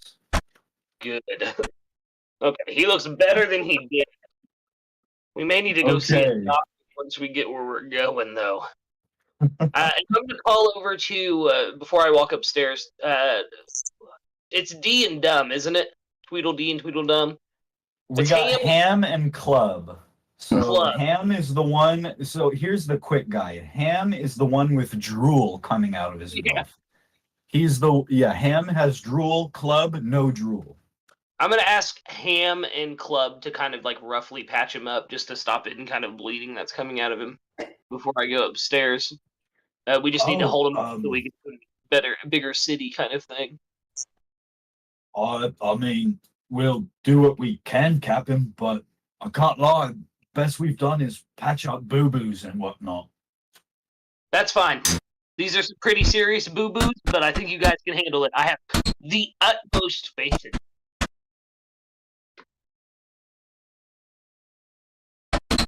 Oh, okay. We'll and Club and Ham are like looking between each other. Club is no genius, but this is the first time you've seen him kind of look as dumb as his brother. And they're looking between each other. They're like, okay, we've got you, Captain. Yeah, we've got you. Oh man, Squint's cooking or else I couldn't do it. Maybe I can have Spinny do it. Oh wait, Spinny is the one injured. Yeah, where's my phone? To my ear. They'll head over and kind of stay posted up by Spenny there while you head upstairs.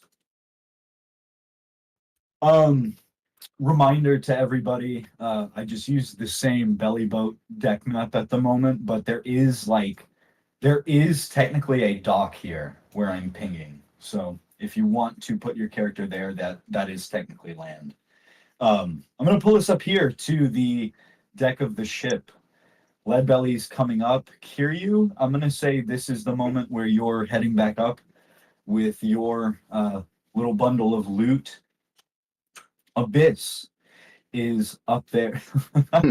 Thank you. Beautiful, beautiful. You guys are way better with the Roll20 art than I am. I'm very wary about it. I always fuck something up. Abyss also is up here in the crow's nest, chilling, Lead Horse on the deck. And I'm going to say, as Leadbelly comes up at the chance moment that Kiryu is also coming back on deck, Arthur, Glory, a portal opens up here on the port side of deck and spills you and Glory out onto the deck if you want to drag those tokens out.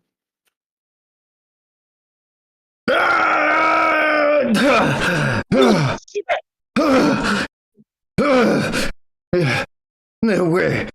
The boat? The boat? Oh, shit. What happened? Captain Mitch! Kiryu! Mitch! With the help! Lemons! Demons! Curses!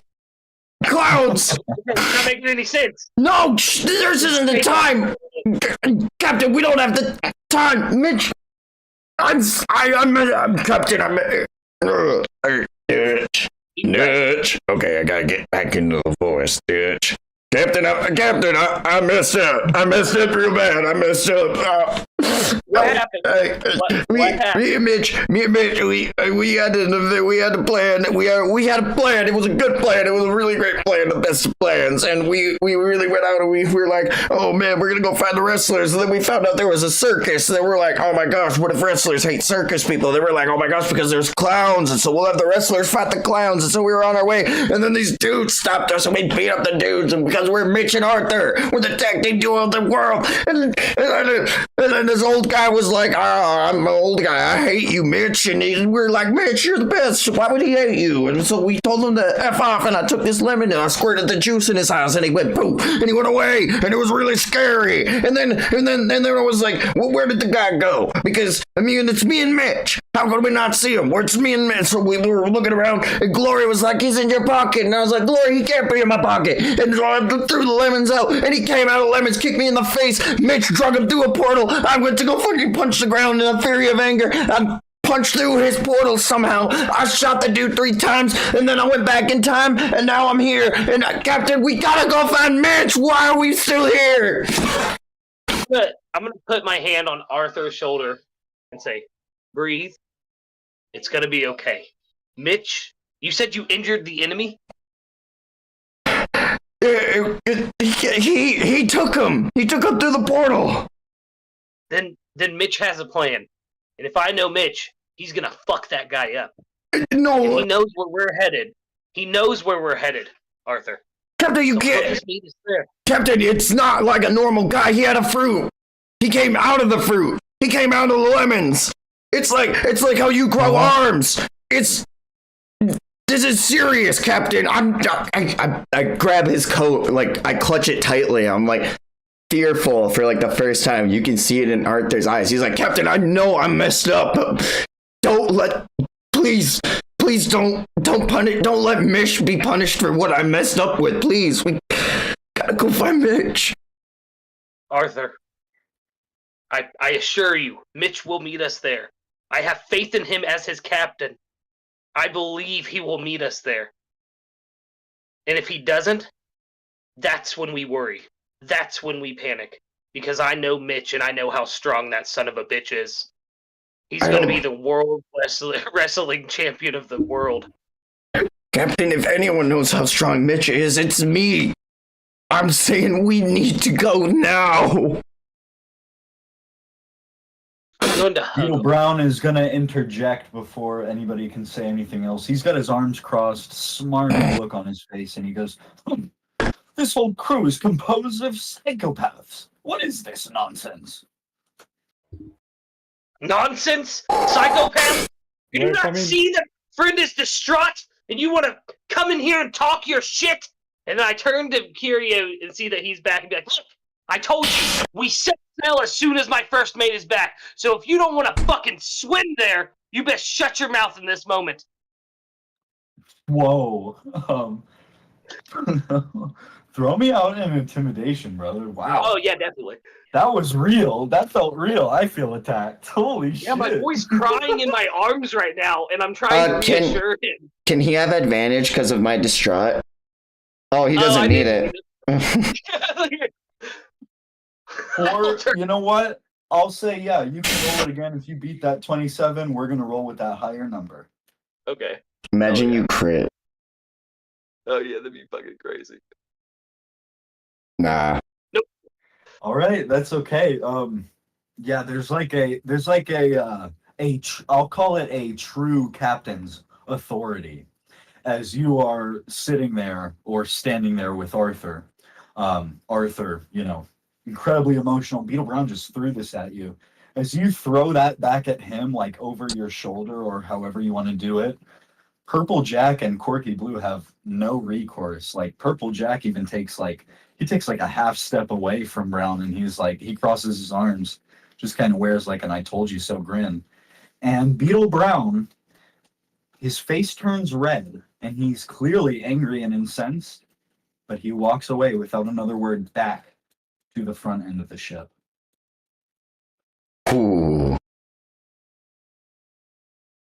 Arthur, That why was don't a you go crazy downstairs roll. That was good.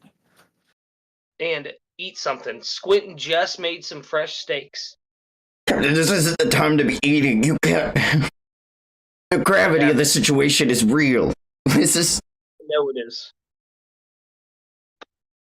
If you think I'm But gonna I'm sit gonna here and not fight go right back out there and not look for Mitch, you're dead wrong. That's not. I need your. How am I supposed to even find him? I don't.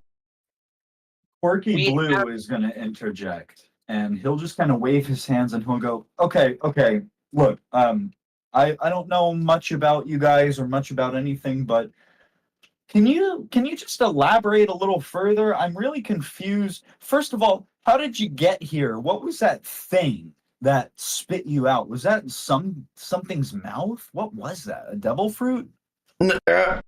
Well,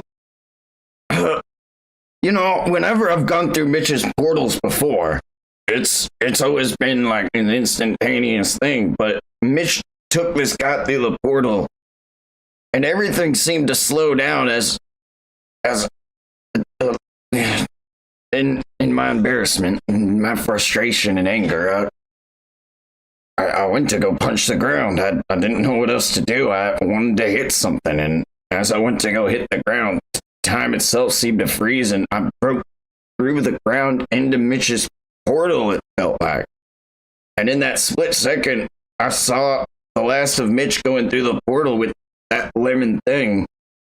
I took my gun out, fired 3 times, and as I was floating there, as Arthur's like trying to like calmly gather his thoughts now, he's like, I took those negative emotions I had, and then And then I broke through here. Mitch knew to get you back here, Arthur. Abyss. Upon hearing that, are you awake and listening into this conversation?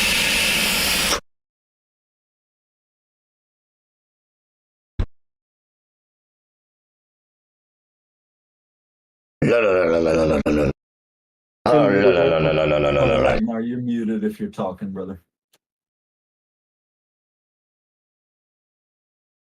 Ragnar.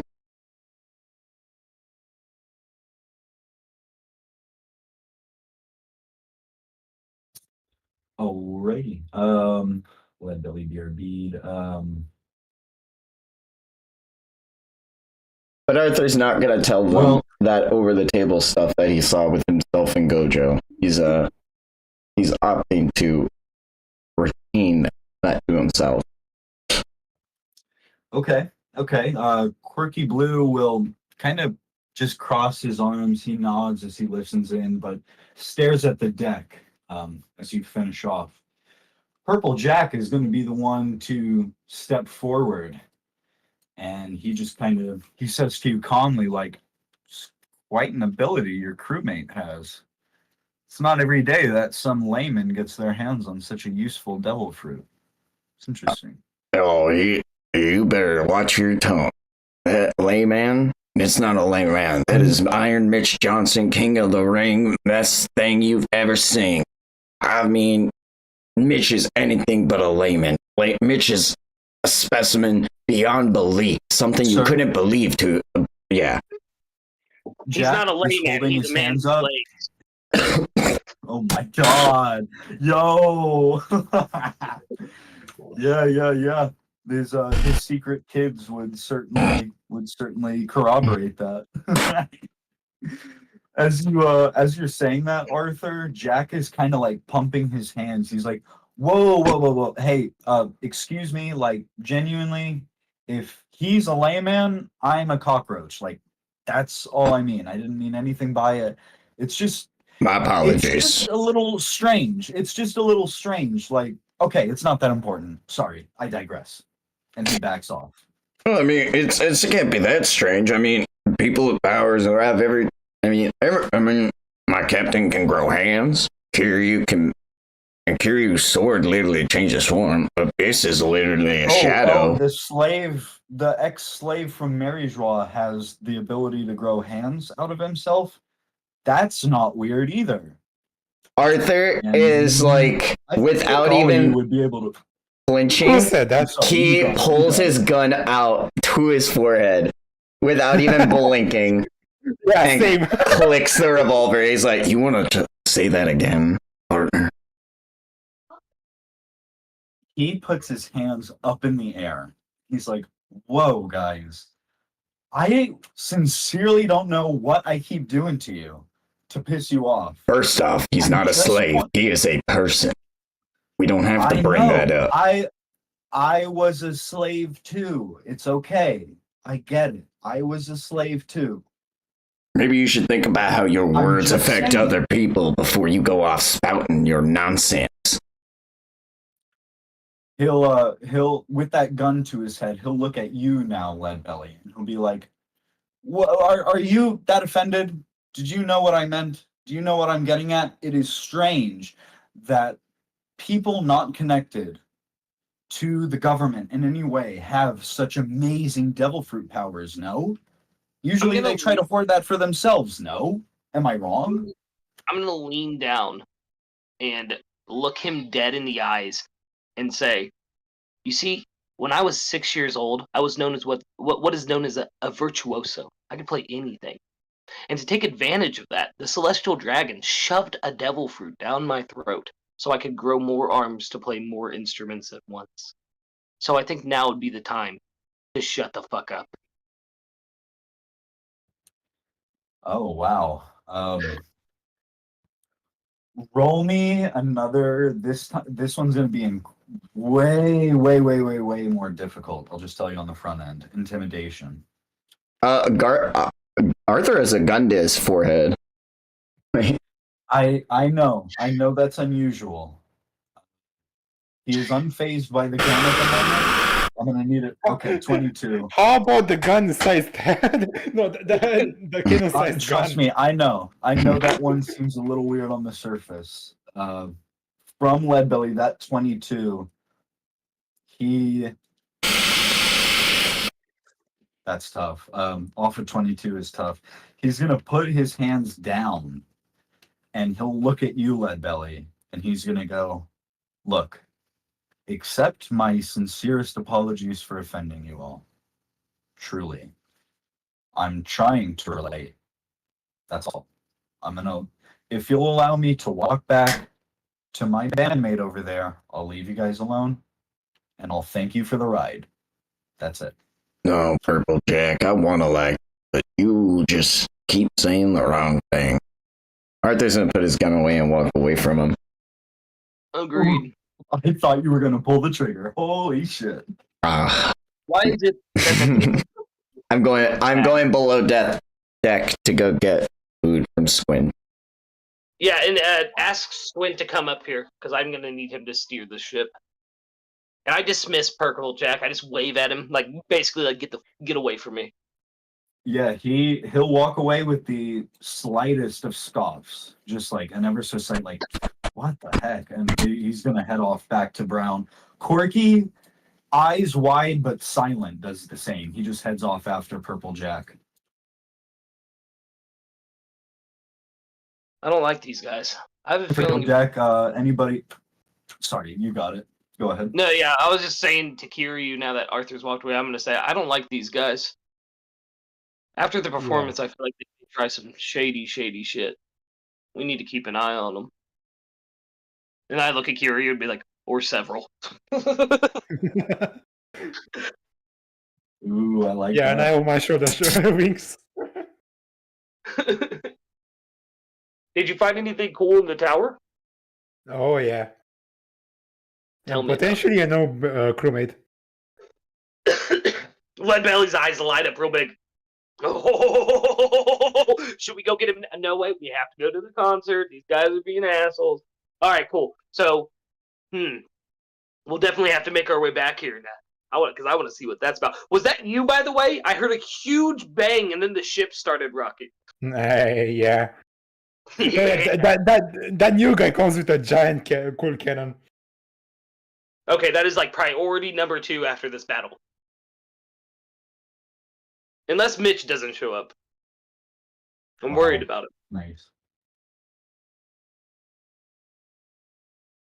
In that case, go ahead and say that Squint has come up above deck. He's just going to call out to you. Well, do you want me to cook steaks or steer the ship? I'll do either, but I can't do both. You steer the ship. You're the only one I trust to do it, because let's be real, the rest of us are way too violent. Oh, Captain, there's never enough violence if you're defending your morals. That's big facts, Squint. I actually agree with that. Plus, Kief was a pretty good cook back in the day. He used to whip up some crazy stuff in the cells. With him and Arthur down there, I'm sure. Yeah, I'm gonna swing back below deck off that comment. All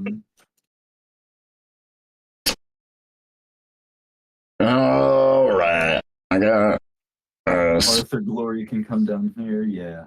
Spinny is our Squid went up there.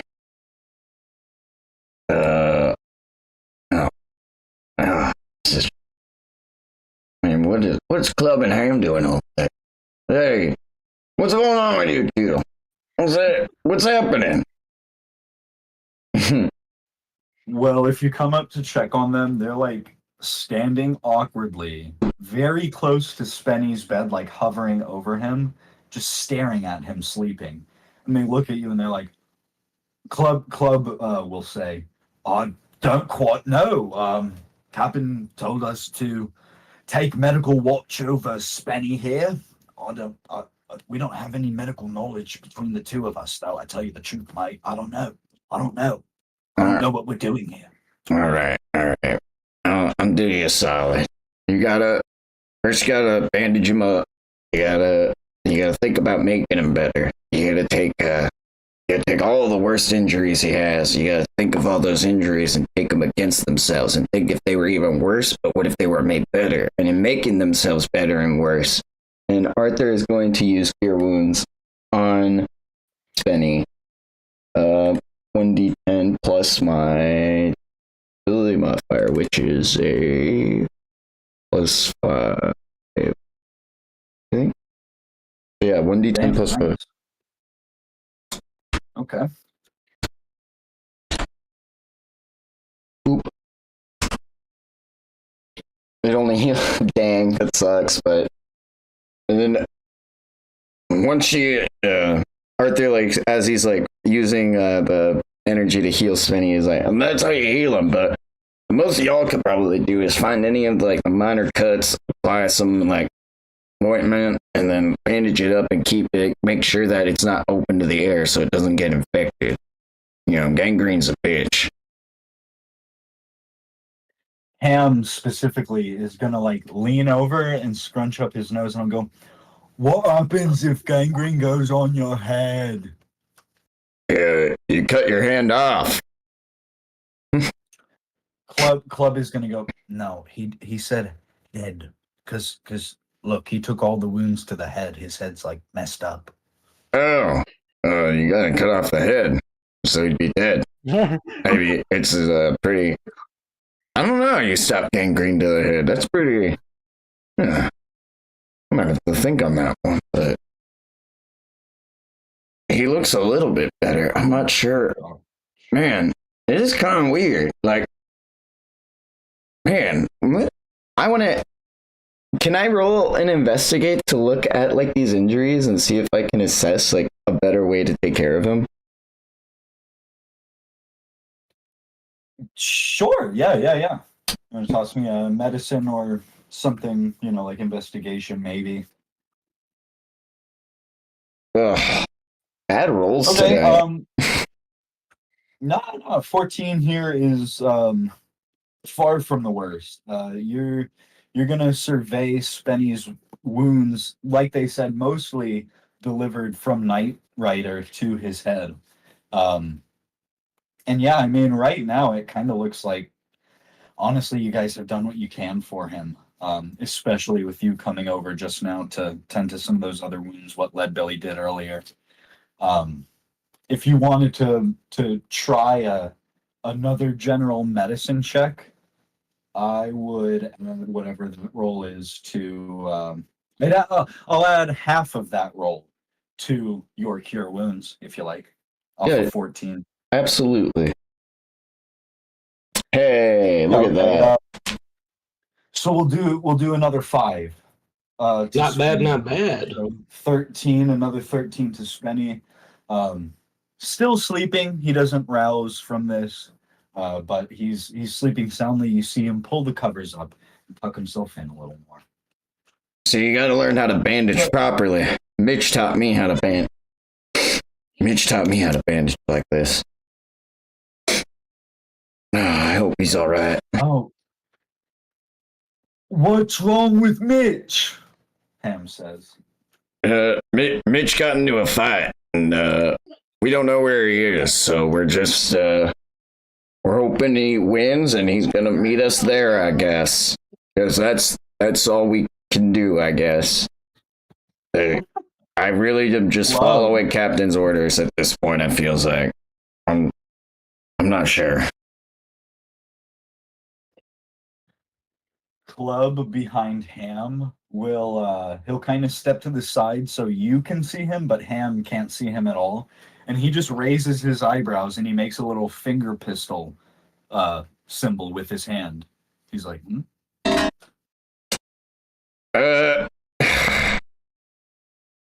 I mean, I've tried. Listen, I shot the guy 3 times with the bullets. Off your passive, I'll let you know. He's like, with this symbol, he's like asking, like, is it like, are we like pulling up on these fuckers? Like, man, you know, we try. Club, I'll be real with you. If I could find him, I'd fight him, but I can't.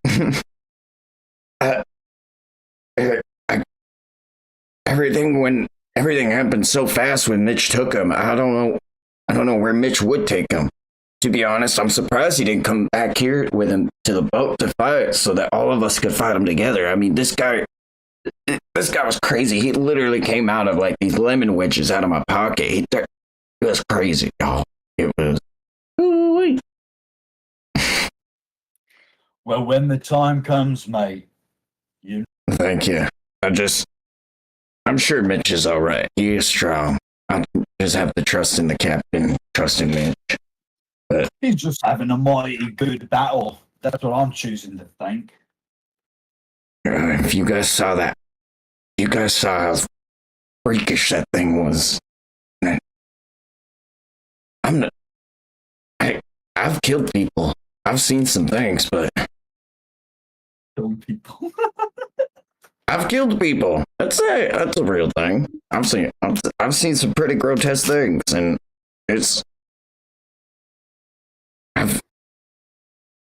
for the first time, it felt like I was fighting a battle I couldn't win.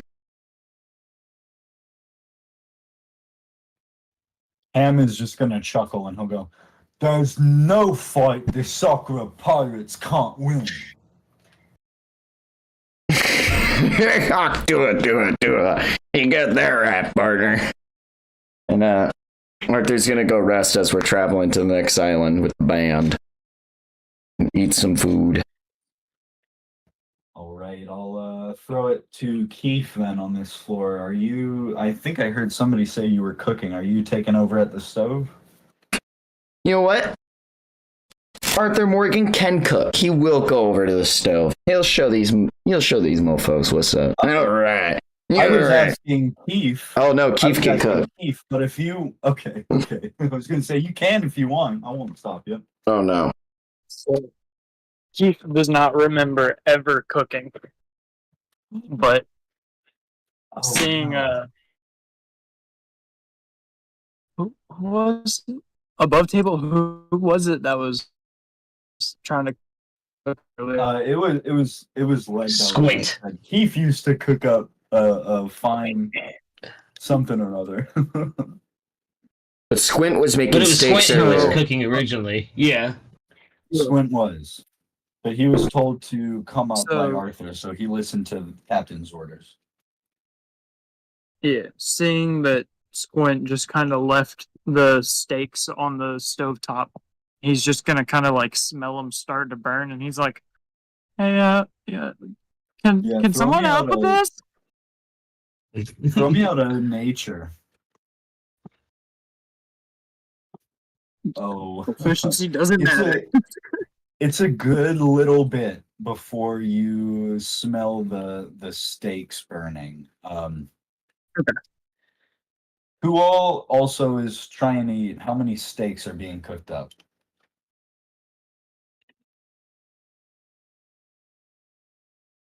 I know Mystical, I don't know. Arthur. However many Anybody Squint else? put on there.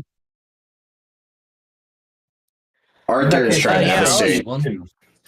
Yeah, we'll just say it's two in that case. So the two steaks are before you notice it, they're really starting to burn. When you flip it, they've got like it's past a sear. It's past a char even. It's definitely like a nice layer of burnt. But you go ahead and flip them off that 6 there. Do what you can. Well, I hope it's a good sear. I don't really know. Here, they're so thick. Let me try something. And Red will come up. Just She's like gonna Jimmy take a Red. plate, pull the steaks off the eye, bring them over here to the table, and she's gonna like bring them up long ways and cut the seared like slice off of them and go, here you go. It should be, fine enough at that point. Oh, well, I hope it still tastes alright, I guess. It might give it a smoky flavor. As Keith is like trying to put together cooking terminology, but he doesn't know. Mystical is gonna be like kind of fiddling with his trumpet nearby, but he'll grin at you and look over, and he's gonna say, "So do you still like all the old foods? You know, barbecue when we would get little clams, oysters. You like all that food, Kief? Anything from the old days remain?" Well, of course I like food. I always have to eat. But with Mr. Mantang, we're always traveling around, so we get a lot of the individual islands. I think delicacy. I love trying local delicacy. Oh, see, that's how I know you're still in there, Kief, deep down. That's how I know. You always love trying new things more than anything. Well, yeah. What's the part of being free if you can't enjoy what being free is? And Mr. Mantang wants us to be free. Here to that. I know. I've been trying to tell Leadbelly and the others how great he is. I'm excited to get to introduce them. I don't understand how a man like him could have been born. I mean, he's truly unstoppable. I don't think the world is ready for Mr. Mantang, but they're going to have to be. They're going to have to be. Mystical gets this rage in his eyes as you look at him kind of sideways.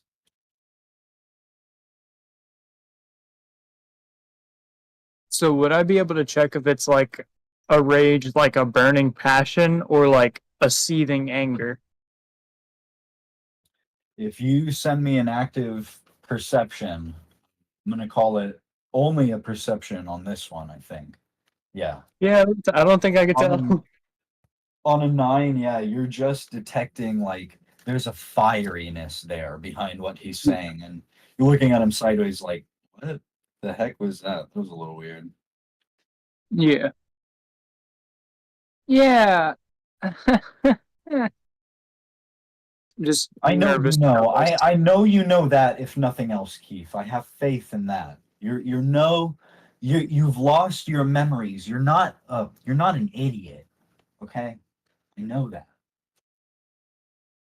Yeah, it's just all I know of my life is waking up in a bed and Mr. Mantang recruiting me and saying that he gathers people that were purchased all around the world that have musical talents, and he wants to share their talents with the world.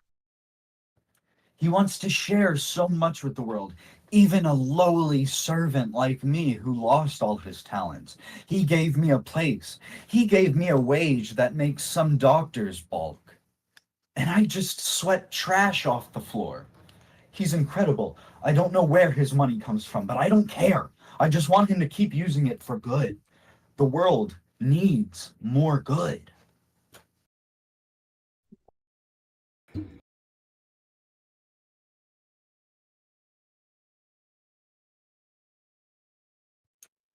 Oh, the stakes are starting to burn again. Yeah, if that's all Kief's got in response, the stakes will be prepared at that point. You got, everything here if you want to plate it up and get it ready. Mystical is going to take his very happily and just start, cutting into it, being like, I can't even think of what I last had for dinner. It was probably like stale bread.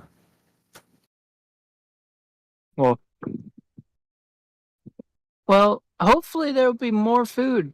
If we go to the big band's big tent, we can definitely find some good food there too. As Kief is like taking one plate at a time above his head and just placing it on the table.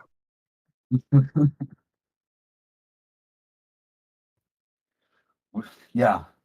Once I get my strength back up, just get a little protein in me. We'll get back to practice, and I'm sure we'll be fine. We'll look out the window and be like, it's great to see we're already on the move. I am really nervous, though. I am still really nervous, I admit.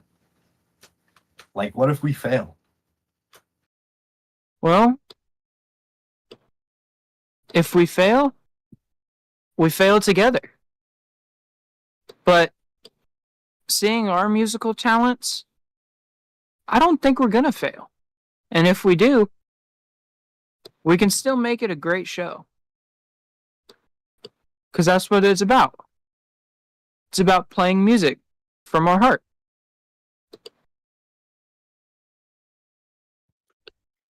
Yeah. No, I hear you. It's just, yeah. I think you see his hands holding the fork and knife shaking and clattering against the plates lately. He's like, yeah, I just, I guess I can't help it. I just gotta let it out every moment or so. I'm gonna try my hardest. We're gonna play music. Yeah, we're going to play the best music these people have ever heard.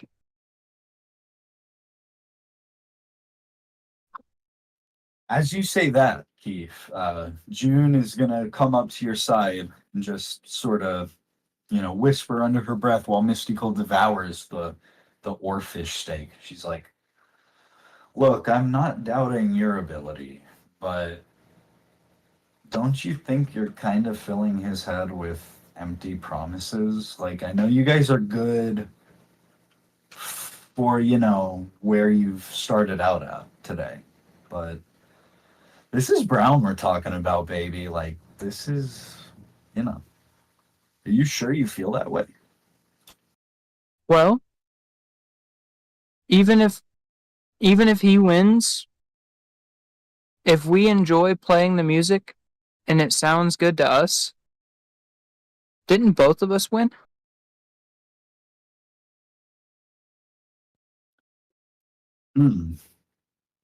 I think I'm gonna need a persuasion from that. This is Wow. At 11, yeah, she'll give you it's not a condescending smirk, but she does smirk at you. She's just like, if you say so, but just because you can't remember the other side of things doesn't mean they didn't happen. She's gonna take that plate that you just made for Arthur, and she's gonna go over and deliver it to him. and Any other? Oh, sorry. Go ahead. I was gonna say, as she says that last line of not remembering the other side of it, Kief I'm gonna impose this on myself. Kief feels a little tinge of pain, but doesn't say anything about it and doesn't get any memories back from it. Just the pain's there. Yeah, I like that. Nice. Yeah, you feel it shooting down from your brainstem like the other ones, but this one kind of emanates all over. Nice. Are there any other player interactions as the belly boat sails up along the shoreline of Roshuan, heading toward that distant circus that almost looks like a small city? Yeah, there is one. Larger. Okay. As she's delivering the food to me, I want to look at her and I want to be like, have I ever told you, darling, about the time my captain saved me from 100 pirates? Oh, 100 pirates? Did he do that with 100 hands? No, he was actually... He did it with one hand behind his back to even show off in front of me. Now, let me tell you, this story is amazing. Okay, so there I was, off on a bounty hunt. Great as could be. I'm Arthur D. Morgan, one of the best bounty hunters in the land. And as I came up upon my target, the man who used the clone fruit, this thing was crazy, and he was able to make 100 different copies of himself. And after I fought off what seemed to be tens of thousands of these people, Leadbelly appeared and put one hand behind his back and said, Arthur, Let me show you how it's done. Ah! And he sang all of them down with his wonderful voice, like a booming conqueror. He made them all kneel before him, and that's how I knew he had to be my captain. He's one of the best people in the world. So I mean, you really got to understand. I mean, the captain's pretty cool, don't you think? Can I roll a persuasion to like be the wingman? Funny enough, I'm gonna have you roll an active perception. Oh, I like that. I'm not playing that off. He's Okay. a wing. Yeah, he's a Got wingman to 14 me. Perception. This is so interesting. June Red has like a little smile on her face as she's like listening to you talk. It's like the scoff she gave Kief. It's not unfriendly. It is friendly, but it's you know, you're not sure if she's buying it from the look of things, and she's just nodding, and she's like, sounds like a really powerful guy. I wonder what he's doing, you know, doing lowly pirate stuff. He could be a big shot if what you say is true. And off that 14, yeah, you're just kind of left like, you think she might be a little amused, but you're just not sure. Well, I mean, it wasn't a little pirate thing if he had a bounty on his head. I mean, you didn't even, I mean, it just sounds like you're not really fully appreciating a 100 million berry bounty man that I hunted. Oh, he's got 100 billion berries behind him. I said million with an M, ma'am. No, million. Oh, excuse me. Way more believable. Could you, not even Roger had or this is before Roger. Not even Rock, or what was his name, has a bounty like that. That's crazy. Not to it. Yeah, there aren't a lot of guys these days who hold those kinds of numbers, especially not in the World South. You gotta go to the Grand Line to find them. Not even, you know, the only other man I know that's as great as the captain is Gojo, and I don't even think, I mean, honestly, I mean, Gojo's pretty cool, but the captain might be a little bit cooler. Gojo? Yeah. You Gojo, know. like the company? What is that? Gojo? What is that? What company? You know Satoru Gojo. He's the strongest. There is no way. Alone. She scrunches her face up. She's like, I don't know. You've lost me. I don't see how that tracks. Who is that? Now hold on a second. This doesn't make no sense. Hold up. Hold up. Wait. What color is the sky? Blue on good days, gray on bad, black at night. But sometimes I think the sky can be red. Yeah, I've heard like eclipses can cause that, but I've never gotten the chance to see one myself, so I can't speak to. Oh my gosh, I don't know. Like, you know what? You have a great day, miss. Just have a good one. I'm gonna eat my steak. Her smile is like slowly fading, and she's just like, okay, well, enjoy your food, sir. I can't believe you don't know Satoru Gojo. What is she not? Man. Arthur's offended. A little. I mean, that's Gojo. With June Red heading back over to Kief and Miskell, the belly boat sails north along the shore of the Roshuan Kingdom. As you guys head along, there aren't going to be many interactions. Anybody above deck is going to notice, you know, Beetle Brown is visibly annoyed, but he's keeping to himself toward the front of the ship. As you guys pass the shoreline, you'll also see the construction of a big road underway, and you see a camp full of people. They look like workmen.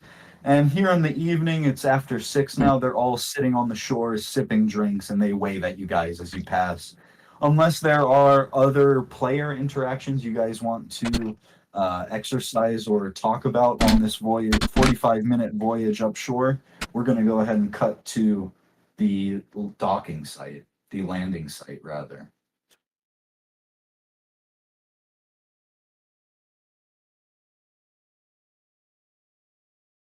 Bum, ba, bum, bum, bum, ba, bum.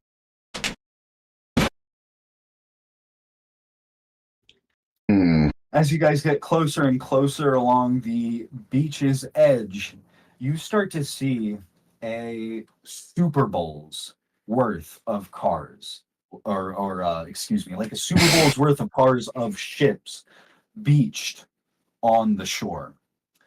I mean, it just goes up and down the shore, ships of all sizes, ships of all varieties. You see ships of merchant caravans. You see small independent ships, Navy ships. You'll see Rashwan Navy ships specifically. Yeah, you see ships from other kingdoms and other lands across the South Blue. Mostly, it looks like a lot of independent merchant and Rashwan made ships, but the actual opening that you guys can dock at is like a good 10-minute walk down shore. There are so many ships. So as you come up to there, Squint starts guiding it along, pushing it up along the sand. The big band, Beetle Brown and Corky Blue, are going to hop over onto the sand, and they will shout out at the ship, Beetle Brown specifically, "Hurry up, big band. We've got to get to Henry the Horses right away. We are much, much too late for pre-stage check. Come, come, come, come."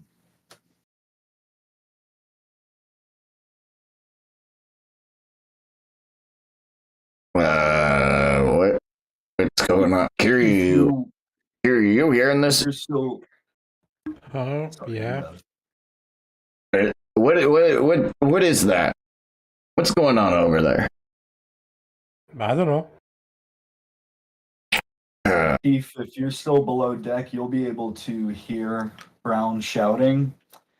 And unless you want to toss out a roll to contest the urge, you do know that, yeah, you guys are late for pre-stage checks. So there is naturally, unless you want to contest it, there is a slight urge within you like, oh man, I'm a little nervous about being late tonight. We're going to be at least 30 minutes late for stage open. I would roll to contest because of the fact that I found out that I'm not playing with them, but I'm playing with Leadbelly and Mystical instead. So how, apologies if I didn't explain this super well last time either. How No, they said it was going to go is the first hour of the club's open is like you guys as the band just play. So that first hour, Leadbelly, like the game isn't even on yet. Brown said anytime after the first hour of the club, you guys can show up and it's game on. And then yeah, I would follow along. All right. As the big band starts, gradually heading off the ship, first Corky Blue follows Brown, then Jack, and then Red. Jack is going to put his hands in his pockets while Brown and Blue head off upshore toward the official entrance. And he'll go, "Oh, look, I don't know what I did to you guys to, get off on the wrong foot. I can't get you all in for free, but Leadbelly and your friend, he snaps his fingers, Mystical, yeah. You guys, you're performers tonight. I'm going to make sure the Ticketmaster gets you in for free, and I'll see what I can't do for the rest of you, okay?" All right. Oh my gosh, this is the lousiest service I think we've ever... What do you mean you can't get us in for free? Keith would know how much the It's tickets a are, right? business. How much are tickets?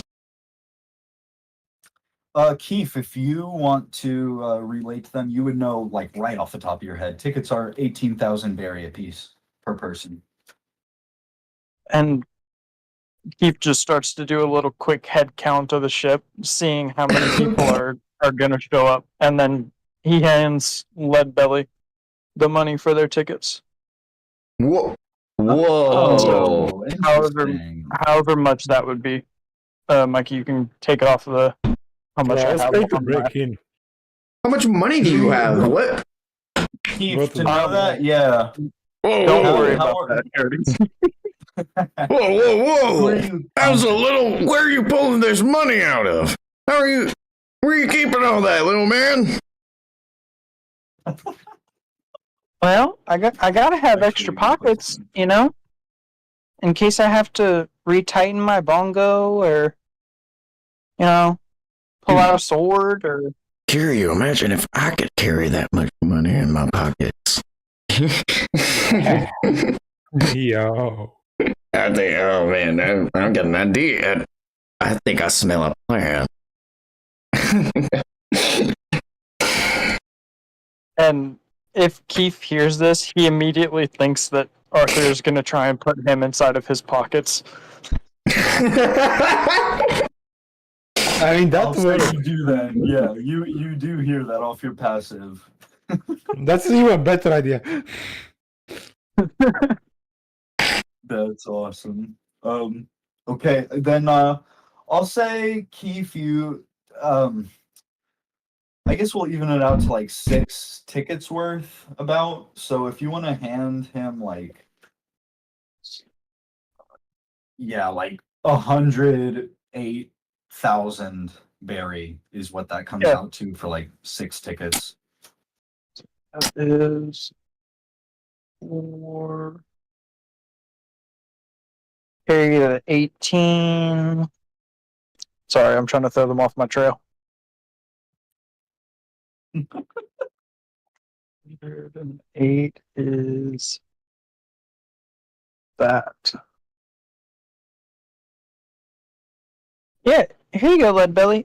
This should be enough to cover for all of y'all's tickets. I mean, I know you can get in for free being a performer, but the rest of your group might not be able to. So this should help.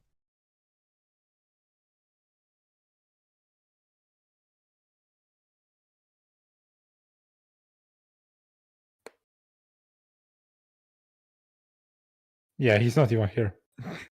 Yeah, no, I was trying to see if he had heard to respond to the Discord, but he hasn't yet, so.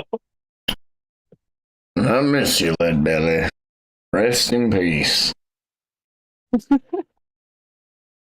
Your Leadbelly died off camera. I did. No. Thank you, Kief. And I'm gonna hand the money to Kiryu and be like, "Would you mind taking Mystical with you now? I'm gonna stay back and talk to the guys for a second, and then I'm gonna catch right up with you guys. I think it's best if all the bands get there at once." All right, well, I guess you don't need me here. I mean, I'm not part of the band, so I'm gonna go find the bar. Oh, hold on one second, Arthur. Just wait until Kief takes Mystical.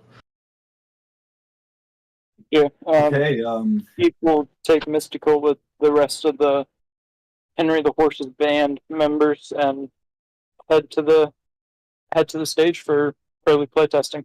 I mean, nice. Mystical Wow. won't be on stage playtesting, but he can be in the back warming up, I guess. You'll real quick, Leadbelly, and then I'll toss it back to you. If you're gonna do that, Keith, with this meal in Mystical's belly, off your passive, he is looking a little better. He's looking a little more on his feet, but like you can't help but feel like he still looks a little shaky and skinny and malnourished and weak. And you get maybe a pang of nerves as you and the big band and Mystical head off up the beach toward the official entrance to Mr. Mantang's. Kiryu, I'll pull a you should steer to pocket the boat real quick. Yeah, Leadbelly. Yeah. Kiryu, you should pocket that money.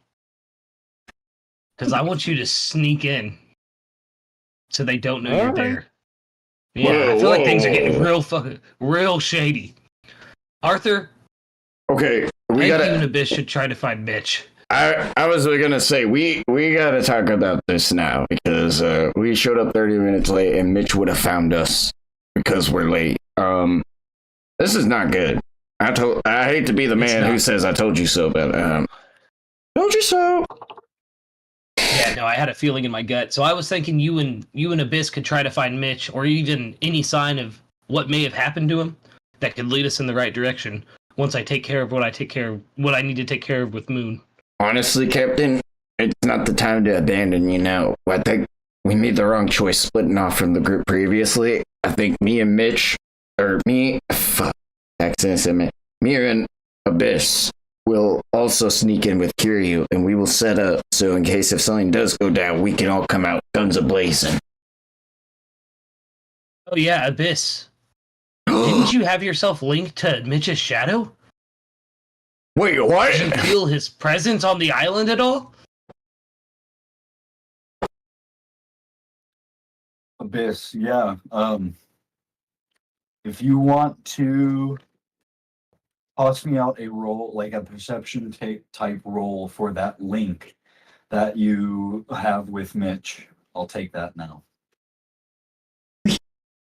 Please. Okay, often 11 is interesting shit. You feel him, but an 11 is not precise enough to get a gauge. If anything, you're like there is a part of your gauge that almost tells you Mitch is not even on Roshuan anymore. But often 11, I will say your reasoning tells you that just can't be true. I like part of me wants to immediately like take Abyss and go back to where me and Mitch fought Lemon Guy and see what that area looks like. But another part of me is like, dang, this all happened because me and Mitch broke off from the group. I don't want a thing to happen with me and Abyss. Yeah. So I think Leadbelly's in the same train of thought as well. So in character, yeah. Yeah, I think it's right that you guys stick together with Kiryu. I'm gonna head out now and head towards Mr. Mantang's before I lose the side of the group in front of me. But you guys know what to do. But Captain, I think so as we look less suspicious, have Club and Ham pay to come in and have them, because I mean Spenny is not gonna do nothing and his condition isn't gonna get better with them watching. But at least with 2 more bodies in there, it looks less suspicious that we're not present. So I think they should at least go in and pay for their tickets. If you need to, I can give you the money for it. Oh, Squint too. We can. Squint will pipe Squint up and needs say, to stay. I'll come along with that group. Oh, you want me to stay? I was going to say I'll come along with that group too. I want to see the performance and I'll help you cover. It'll be fine. But I'll stay if you want me to. I don't mind. No, I'm just thinking somebody has to stay with the ship. Unless we plan on getting another one. We have Glory. Trust Glory. Oh. I'll also leave a note with Spinny. Listen, I'm gonna crouch down to Glory and I'm gonna be all like, Glory, we're gonna go out and find Mitch, but I need you to help keep my friend Spinny safe. I don't want to lose no one else, so you're gonna be our guardian angel, our fierce deity cat, our house cat. But I still want to take you out from time to time, but I also want to like make sure that like, you know, I want to find Mitch and have nothing bad happen to anyone else, and I love you, Glory, and if anything were to happen to you, I think I would burn this entire island down to the ground and kill everyone in it. I would not look back. I really would not at this point. I think too, with as many ships as around, we may not have to worry about thieves. Yeah, there are a ton of ships. They go on past your line of sight along the shore, for sure. As you say that, Arthur, Glory has been rather quiet since you've returned to the belly boat, just kind of staying by your side. Hey, girl. Glory suddenly starts... We're gonna find him, and he's gonna be all right. And even if he isn't, we're gonna take good care of your family now. You're part of the crew. She purrs so loud, it sounds like a small engine like 50 miles away or something. Like, she just starts like rubbing up on your leg and like We Yeah, all are right. set up for pets. All right, Chloe, that's a good girl. We All right, gotta get boys. going. Yeah, it's time to roll. Okay, so just No, sorry. no, sing it out, Leadbelly. No. Just so I'm clear, above table, who all is doing what? So Club Ham Okay, and Squint are going in and paying for tickets. Leadbelly and Mystical and Kief are performing. And so they're going in the right way. And then me, Kiryu, and Abyss are going to sneak our way in stealthily so as they are not aware of our positions or that we're there at the performance. In case a combat or something is to arise, we can come out with an advantage and come out, aha, fuck you up, ish. I think maybe Abyss might hide in Leadbelly's shadow, though, because I see Ragnar typed in chat that he also wants to perform. Yeah. So, Ragnar, do you want to hide in Leadbelly's shadow? That actually is. I was the same brain cell, baby. Yes. I think that'll be the right choices. We'll have Ragnar in Leadbelly's shadow, and then me and Kiryu will sneak in. The new dynamic duo. Oh yeah, okay.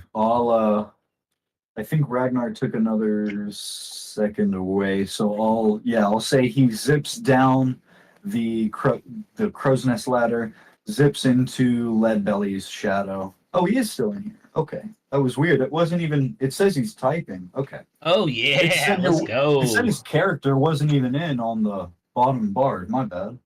Okay. Oh, internet. Yeah, I got you, dog. Sorry about that. Dude, mine finally came on like 20 minutes ago. That's why my audio Just one of quality those got better. days. Dude, thank you guys for pulling through despite that. I appreciate y'all. I'm sorry. It's a rough Never would I connection miss a there. Sakura session. Oh yeah. This is golden. I'm gonna pull us over here, gang, as you guys disembark the belly boat and start walking up shore. I'm gonna need you guys placed here on this side of the map. I'm gonna go ahead and call my second real quick Fiverr. I'm gonna, while you guys get set up and do any interactions you want to do while walking up to this official main entrance, I'm just gonna. Oh my Be right god, is back. that Dalt? Is that Dalt Wisney? Is Is, that Samia?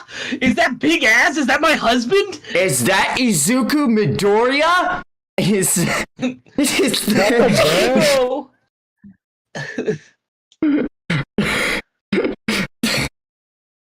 Yeah, Group 2 is just chilling in the middle of... Oh my god, yeah, wow. That's kind of crazy. That, yo, Group 2 solos. Group 2 solos. Cody 8, what? This D&D campaign? This D&D campaign! Can't wait for Dan's return. Dude, when Dan comes Yeah, back, that I don't is a very care. bad size. I'm bringing back Man. either campaign. I'm willing to do 3 players. Y'all are coming back as soon as Dan's ready. Yeah, we're warlords now. Keep forgetting I did that. I remember when y'all were joking, and then I put on the voice for Saturn. You're like, oh, this is real. This is real, yeah. Yes.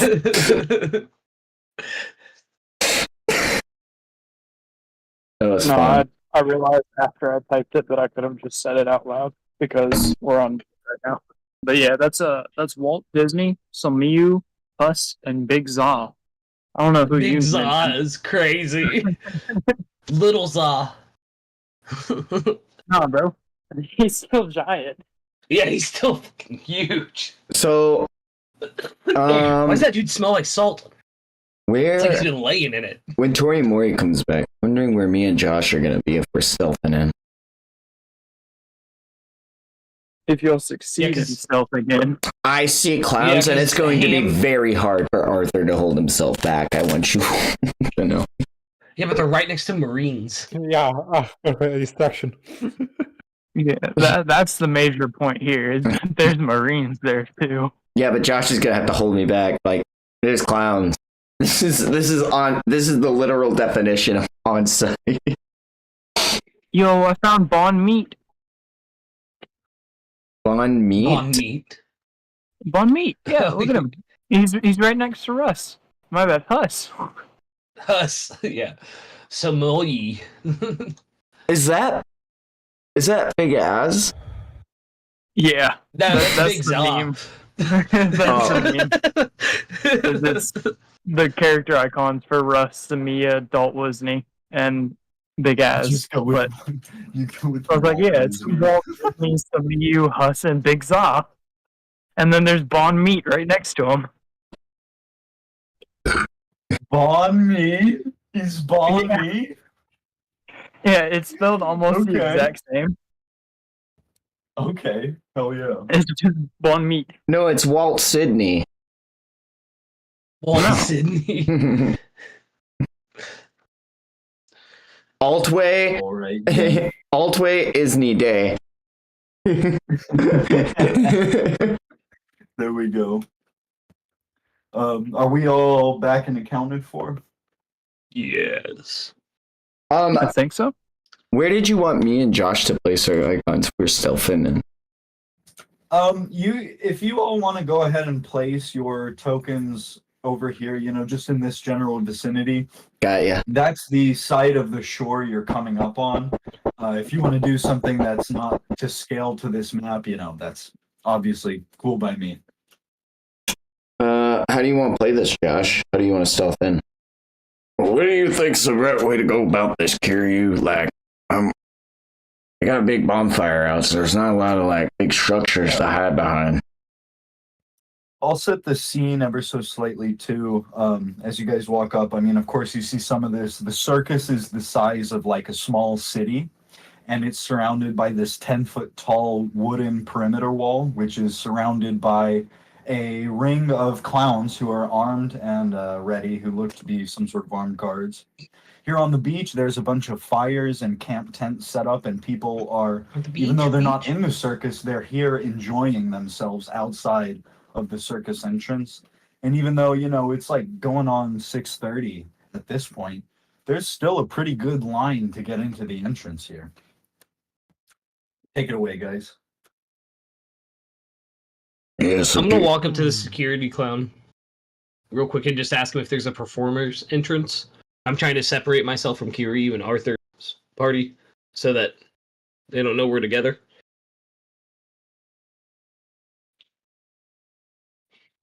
Yeah.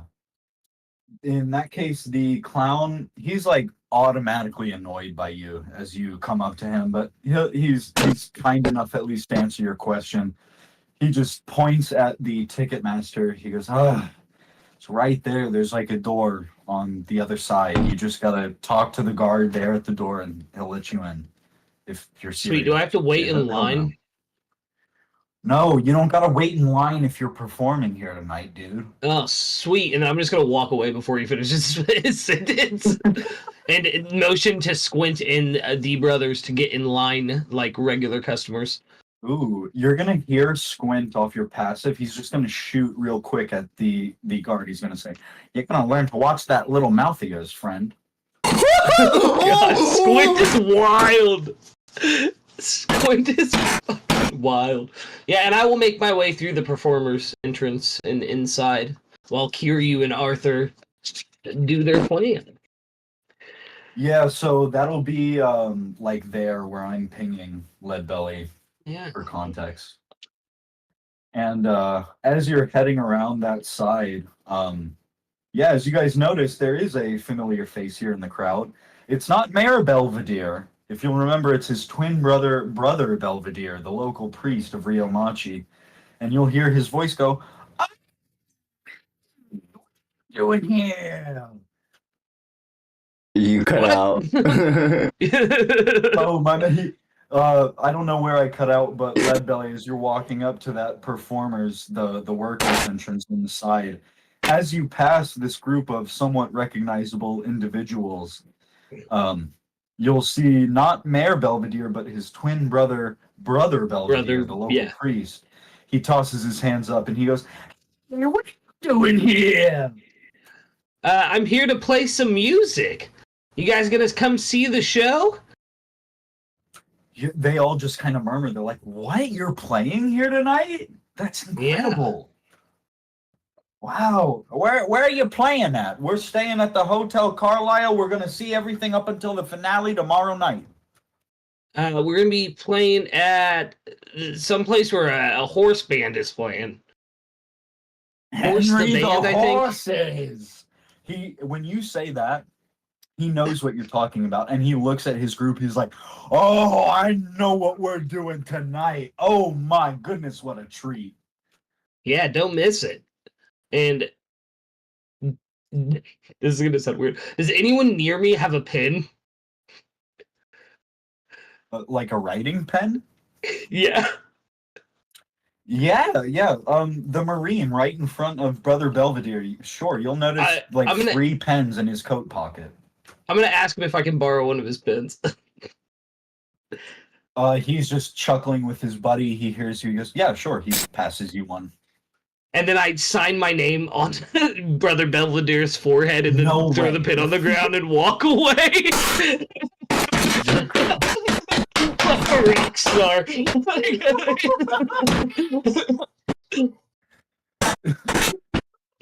Oh my god, what is happening? I'm just like, hell yeah. Oh, Yeah, right. I'd love to sign your baby. Yeah. I'd love to sign this grandpa. No way.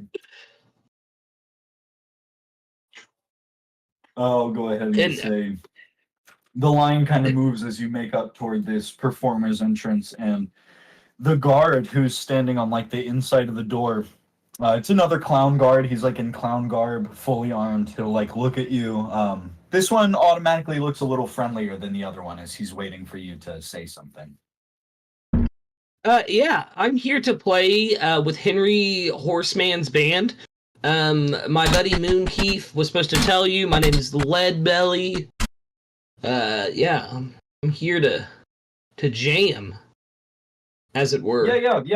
Yeah. They mentioned you. They already headed off toward the club here, and he'll open the door for you and just kind of hold it for you. He goes, "Welcome. Come on in." Sweet. I will make my way inside. All right. I'm gonna keep Should've it signed the here clown. on the entrance for the others real quick while they play their deal out. Guys who are, I guess that's Kiryu and Arthur with Abyss in Arthur's, excuse me, Abyss is in Leadbelly's chat. Throwing it to you guys. Alright, so normally I'd want to kill clowns on set, but we gotta play this smart. Oh yeah, you know what? I'm sorry. No, I need a Constitution save from you, Arthur. Yeah, I knew No, this. no, no. For that, hear me out. I almost forgot.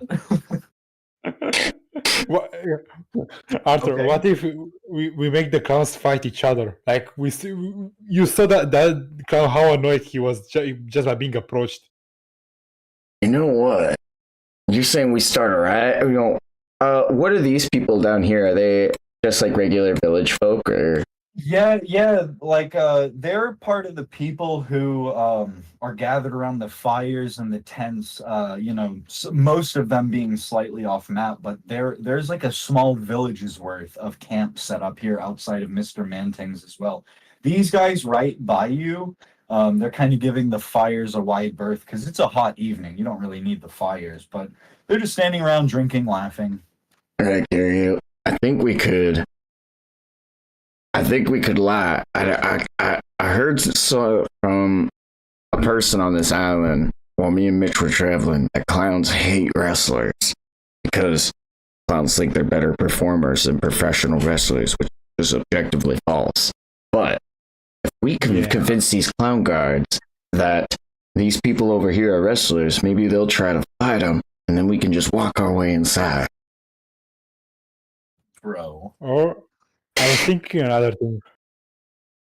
I could make some kind of device that, like, just a small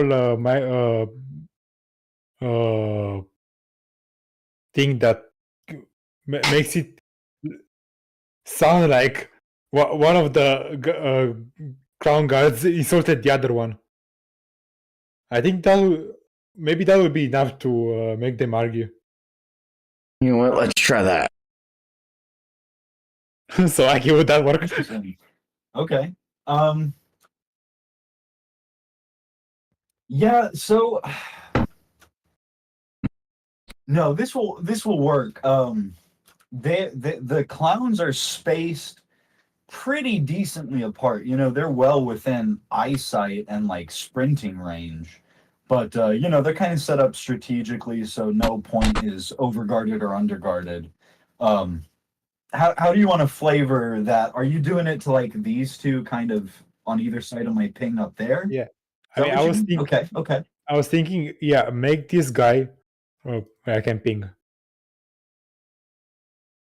The one Yeah. who Leadbelly talked to, or the other one? Yeah, make that guy think that the other guy insulted him and start an argument, and then go to the other clown off camera to maybe try to break them up, and that will leave a huge area unattended.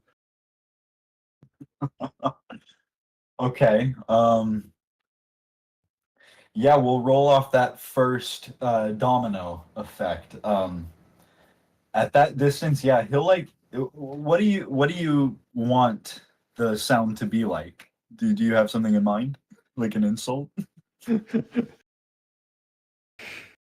Maybe something like, "You stupid clown! You can't even talk to the guys that we should entertain.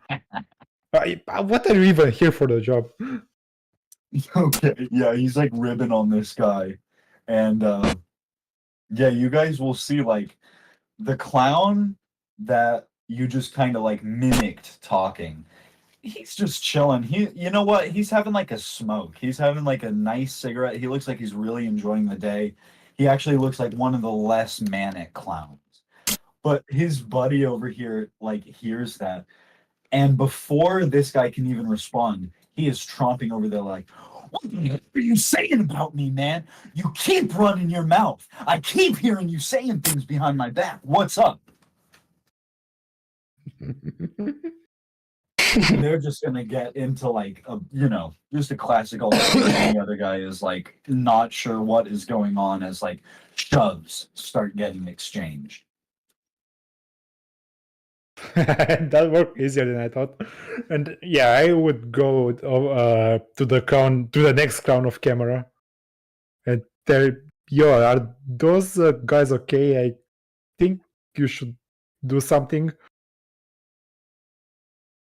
like some clown on clown business." Okay, as you go and say that to the third clown down the line, he is, you know, somewhere in the middle of these two in terms of demeanor. He's kind of all business, and he'll look their way as they're like getting animated. You know, people on the camps are even starting to take notice of them, like shouting and shoving each other. He just got, "Oh my God, it's never ending with these clowns. I swear to God. It's a living, right?" He just kind of like throws Yeah. his arms up at you as he walks past and goes off to them.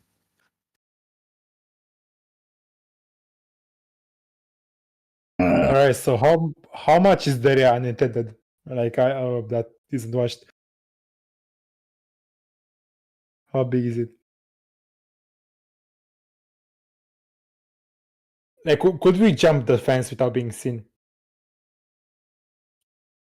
Or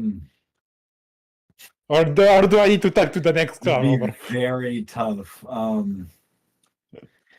I'll say like roll me an active perception for me, either of you, Kiryu or Arthur, All right. or both. I'll take both too if you like. 15. Okay. 15 and 18. yeah. 15 and 18 working together is absolutely gonna ace that. It didn't do exactly what you wanted. You kind of wanted the domino effect to move one clown down, more down, you know, I think is what you were kind of saying. They're kind of clumped up here as this now like superior almost clown is like coming up to break things up. However, off of your combined perception there, the two of you are like scanning this section of the wall. And without this clown right here guarding this section, this corner is looking mighty nice for a little infiltration. Perfect.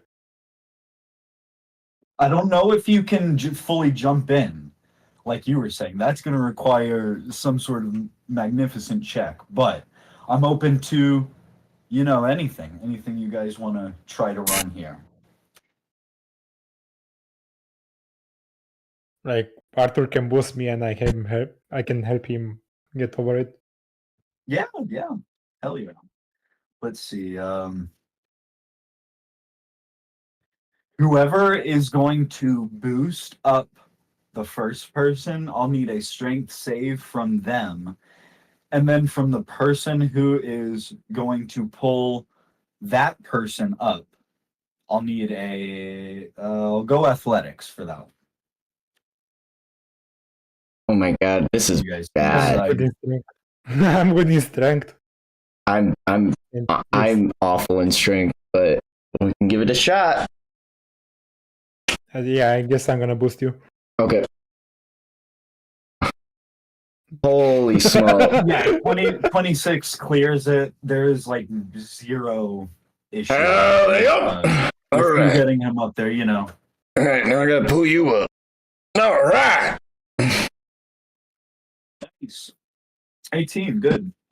Yeah, it's maybe not as eloquent as a 26, but 18 definitely passes. You guys you're trying to keep quiet, but luckily the chatter in the line holds out, and anybody who could see you is out of view over here behind that little curve of wall, and over here in line focused on their little world. Nice. So where do we end up then on that? You'll literally drop down over here, just on the other side of that wall. Yeah. Sick. And Leadbelly, I don't know if you're still on a little deeper. Are you still there waiting on them? No, I've made my way to the club by now. Like I would have walked straight there. Nice. So is this near the stage then? No. Okay. No. I'm gonna leave you guys there for like just one moment. I'm gonna pull us here to this map and reunite us with Leadbelly. And I want to show a moment that he walked up. Fuck. This map pretty much directly conjoins with that last one. So this is like the main road, and you see a bunch of people in here as you come in. You hear a bunch of noises.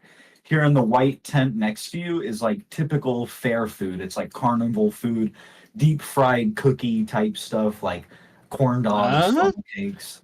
No time. Okay. Sorry. The purple tent is like no, you good. Yeah, you got it. Oh no, I was just gonna say Leadbelly took over me for a second. I was like, Leadbelly would definitely smell that food and be like, oh, they'd be like, never mind. Get me some fried food, baby. No, I got you. I got you. If you want to go ahead and take 80 belly out of your pocket. You got a nice, tasty, your choice of fair food. Your choice of fair food. I mean, an elephant's ear, but in this case, it's a Denisha ear. No. Ooh, it'll be a. Okay, that's. Oh, I wish I could think of something really good off the fly for that. That's cool. You're eating that though as you come along. Nice. In the purple tent beside you is like typical carnival games, skee ball, dunk the clown, whatever. But the big thing, as you're walking forward, you start hearing that carnival music fill your head. You see this really big top up ahead of you. It's got the tent flat rolled open on the top, and above it is a sign that reads Screwballs. And as you approach it, just kind of thinking about what else there is to do, a man runs out of the front door, hysterical. There is pure fear in his eyes. And he's clutching money in tight fists. It's flying in between his fingers as he runs, flying out of his pockets, his stuffed pockets even, as he stops here. and falls down. And you see this rather grotesque man come cartwheeling out behind him on 8 big legs. This man dwarfs you, and he walks on these 8 legs as he slowly pins the man down, one limb to one limb. So 4 legs pinning down his 4 limbs. Oh, you don't see that every day. He wears this beating. Please, please, I'm sorry, you can have all the money back. Like, I'm sorry, I'm just hungry and desperate, man. I spent the last of my money buying a ticket in here. And this man bends down, he pulls out a long, skinny gold lighter and lights the tip of it into a single tiny flame, bends down and says into this man's face, "Welcome to Mr. Mantings." And he blows fire into this man's face so fast and furiously that this man only lets out a scream for 2 seconds before you hear his voice box explode. Oh my god. That was intense. Why did you kill that dude? You ask that.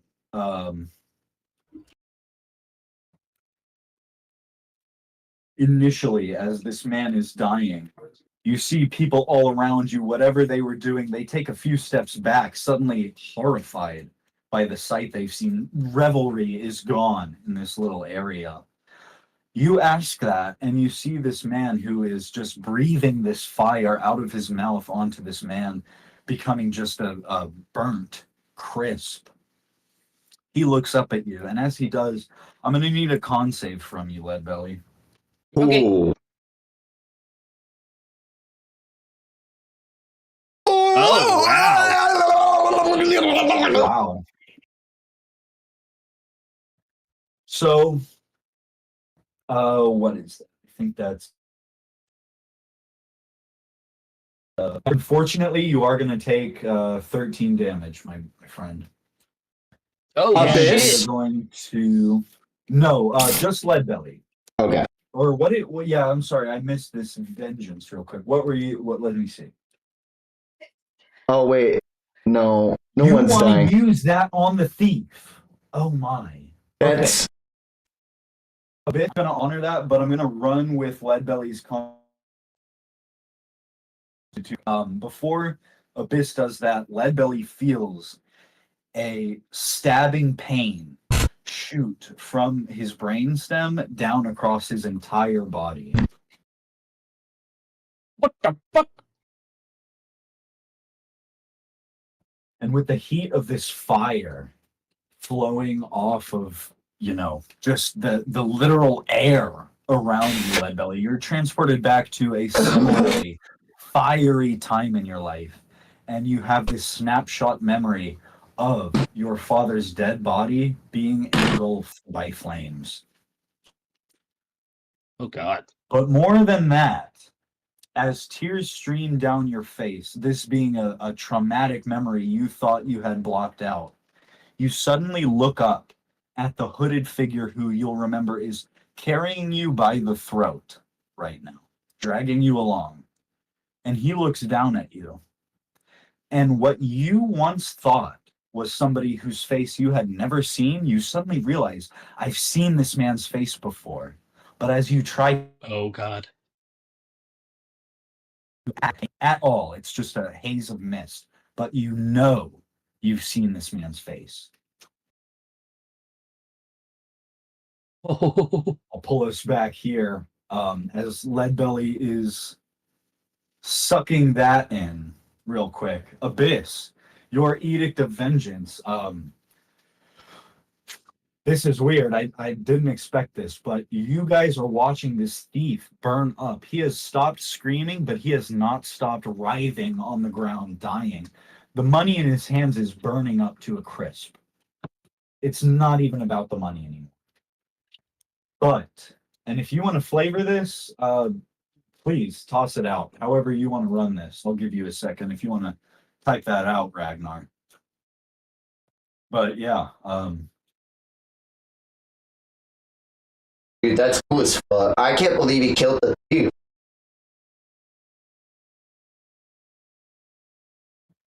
How does I have a Leadbelly know? very funny. The skeleton. I just noticed the skeleton. I have a very funny story about this involving the Half-Life burned skeleton model that made this token Is a real thing? ridiculously difficult. Yes, and I didn't feel like I could use it on stream because of that. It was weird. It was weird. Yeah, I know that little factoid. That's wild. That's crazy. I'm sorry to you should have derail went us, but for it. that's fucking crazy.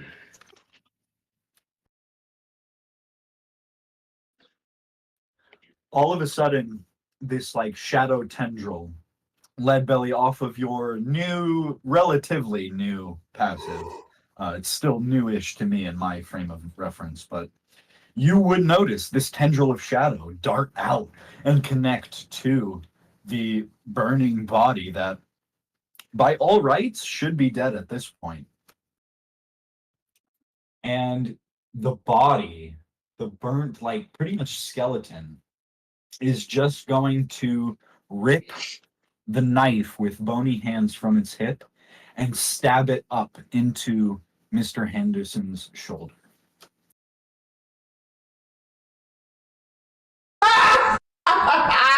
I'm gonna give him a +1 on that from his strength, so it'll do 2 damage. I know still not too much, but still really cool Abyss, in my opinion. Especially for this random thief. Yeah, it stabs into the 8-legged man's shoulders, and then the body goes limp, the burnt body. Oh, it does add your wisdom. What is your wisdom? My mistake. What is your wisdom?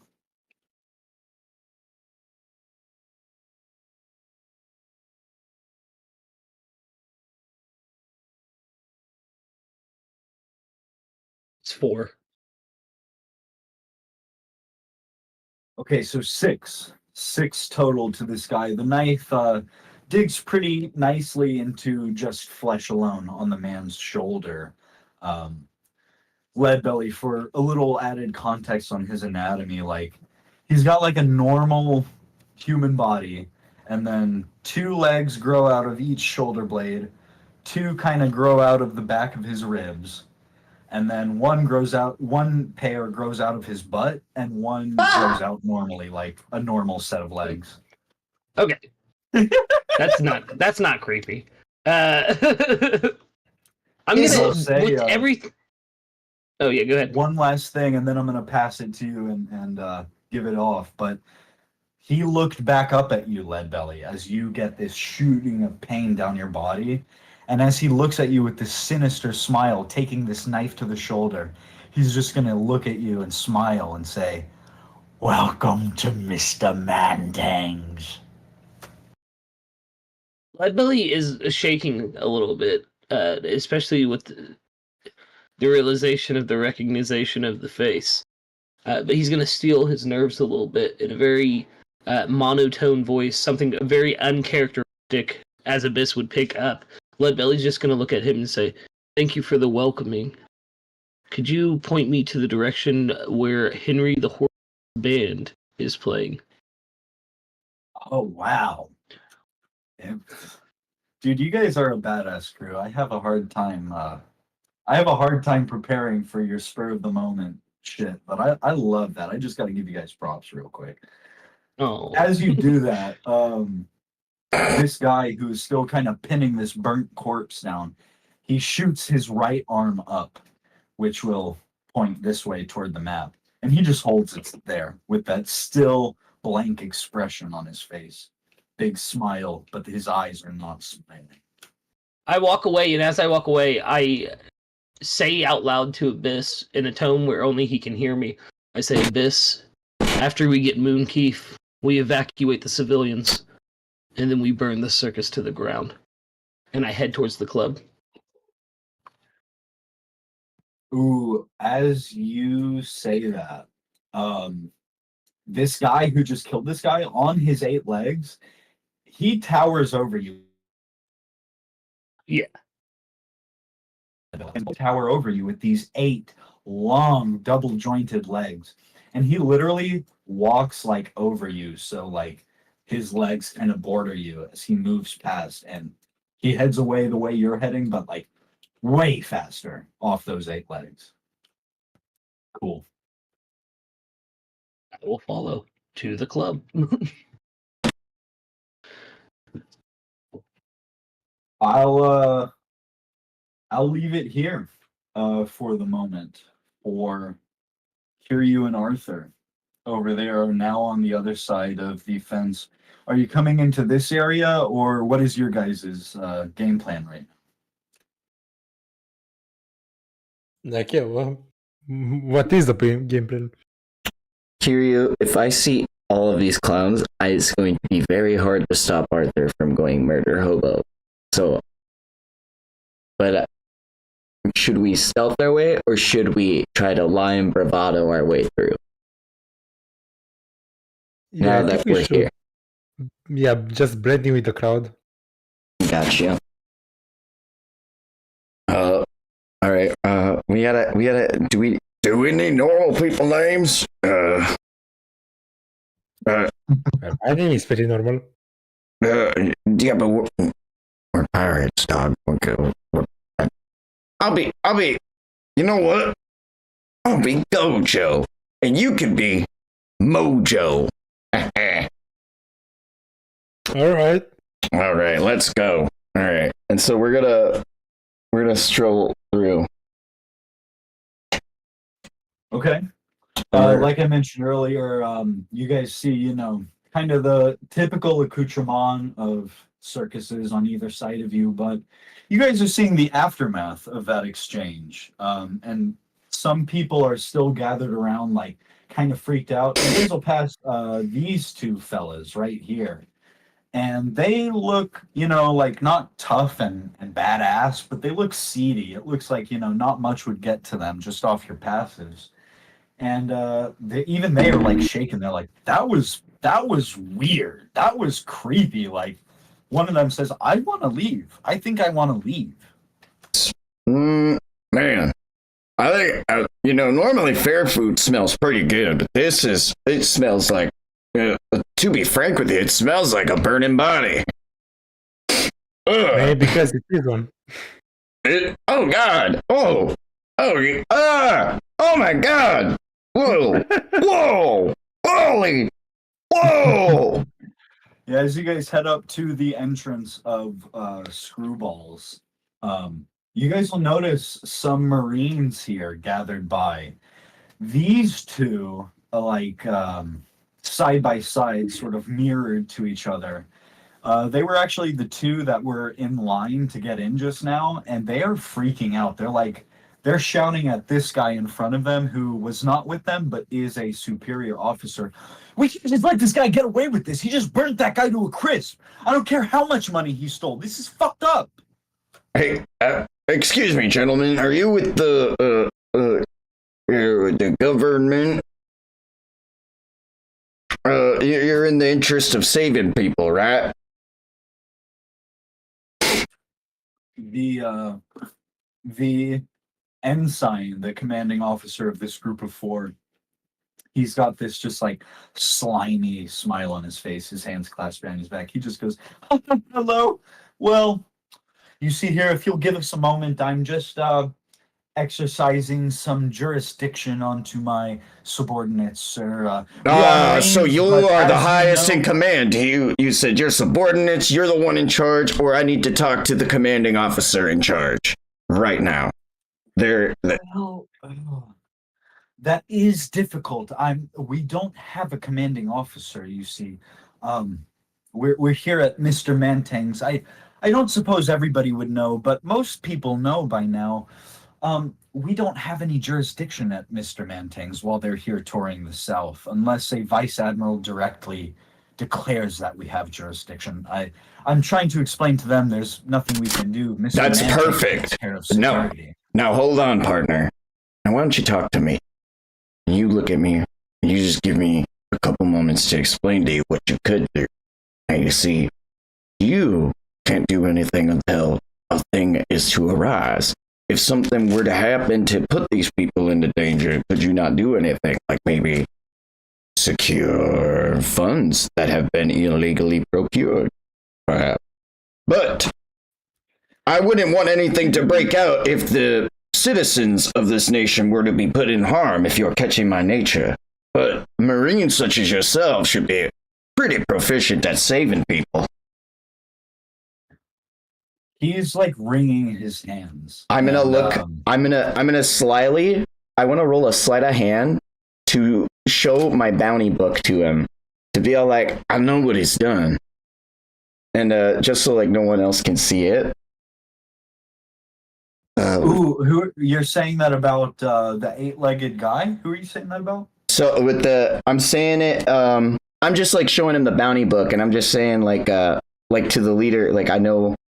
Like that there's something mysterious afoot, and I'm like here to like claim a bounty. So I'm like kind of like, hey, I know something's gonna go down here. I'm here to take care of this, but I want to make sure no one else who doesn't need to get involved doesn't get involved. And as Marines, I mean, we haven't always seen eye to eye, but clearly your men have the right heart, and you have the time to do the right thing.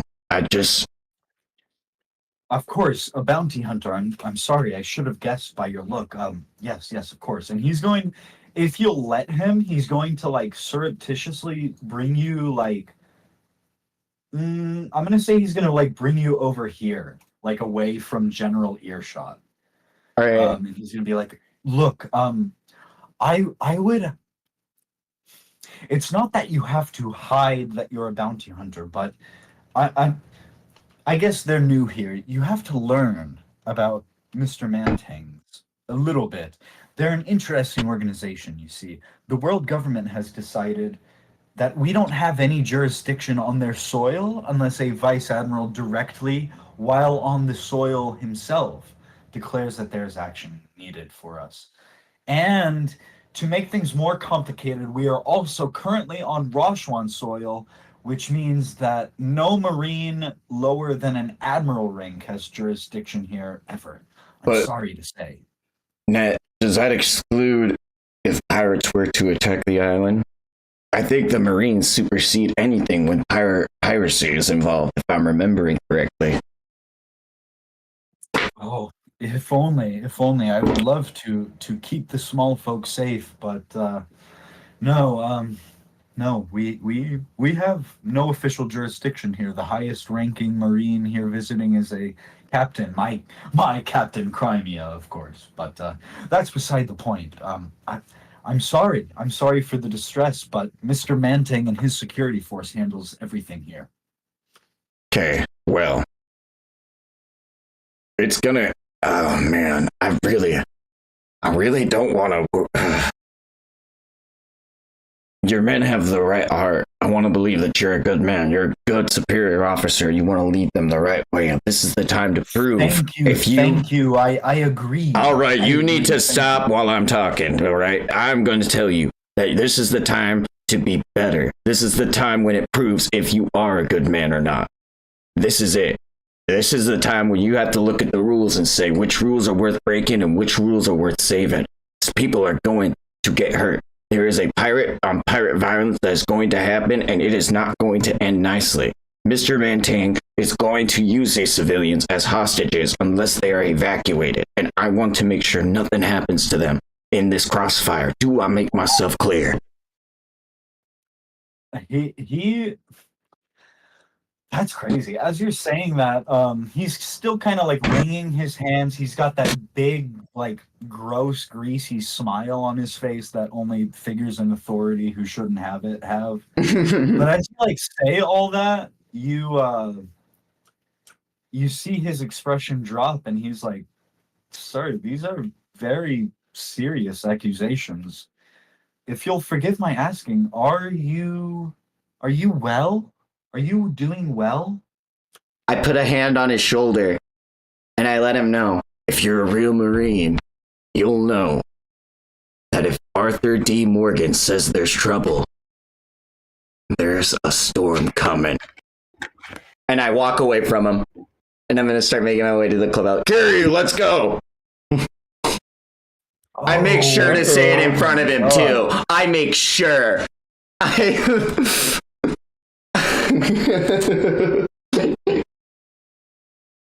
Wow.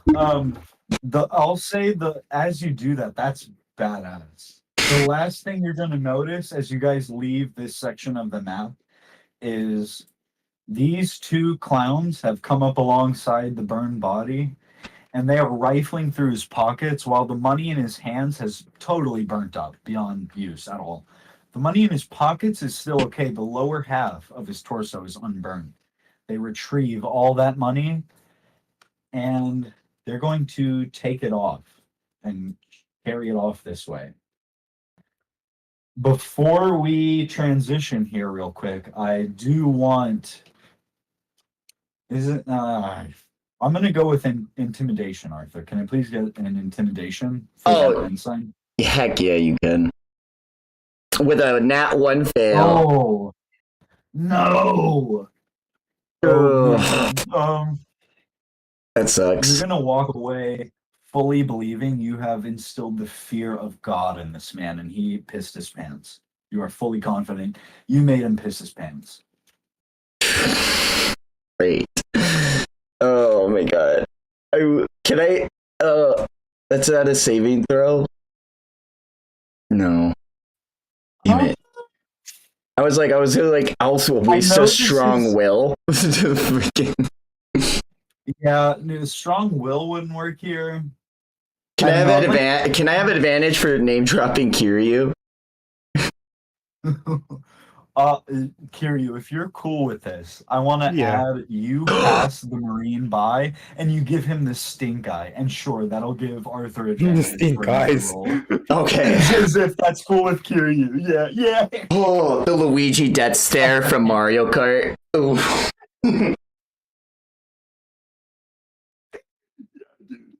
You toss that to him, and while Arthur was confident enough to walk off, fully believing whatever he said intimidated this guy, Kiryu, you get to see it firsthand as you pass by. The ensign has his lip is quivering. He's like, what the fuck was that? That was way too much for my pay grade. And you guys head on, and you walk past that little crowd there. You walk past, here on this map, you guys are going to see this little tent edge. That's actually the House of Horrors here at the show. Ooh. I'm going to cut us to, as everybody is kind of, we're a little split up. Some folks are still in line to get into Mr. Manting. Some folks are inside. I'm going to bring us to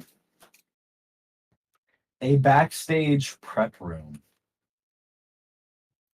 The scale is a little off here. I apologize for that. I'll say that right away. But Kief, I'm going to have you drag your token out somewhere on this long blue carpet. This is actually earlier on. This is a few months ago. And this is your first day up and out of bed after your bed rest here at Mr. Manting's. Mr. Manting has convinced you to come on as the percussionist for Henry the Horse's big band, and he is showing you around the pre-stage check room now. As you guys come in, again, sorry about the scale here. I don't know how I missed this, but it's really off, but we'll just play with it. He comes up, he's coming in, and he just sort of spreads his arms and is like, well, what do you say? I know you already accepted, but now you've seen everything. It's okay if you want to back out. What? Wow. Everything's not my size. Well, you'll have to excuse me. We haven't made it to the Grand Line yet. We don't see a whole heck of a...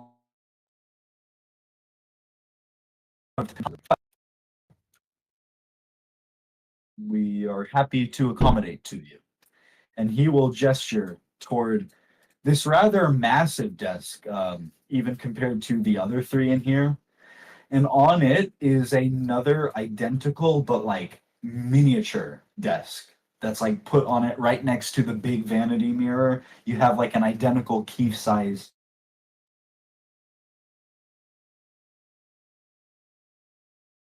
Is that for me? That's for you. And if you don't want it, you can take it with you, or we'll keep it, or we'll sell it, or we'll burn it. I don't care. It's your choice. It's okay. Whatever you want to do. Well, I'll see how it fits. And Keith just runs over, climbs up the bigger chair, and then jumps from the chair to this chair. Just kind of like plopping in and kind of just like almost lounging in it, but kind of like feeling the sides of it to see if it actually is fitting for him. Oh, that's cool.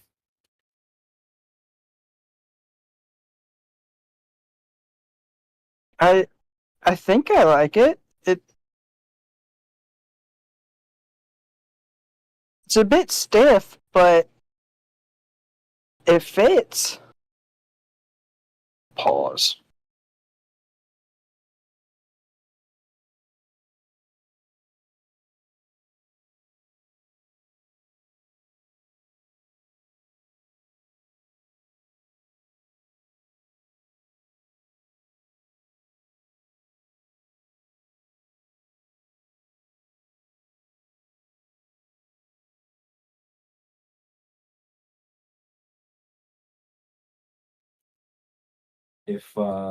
If Keith has no answer there, I'm gonna blend this scene in.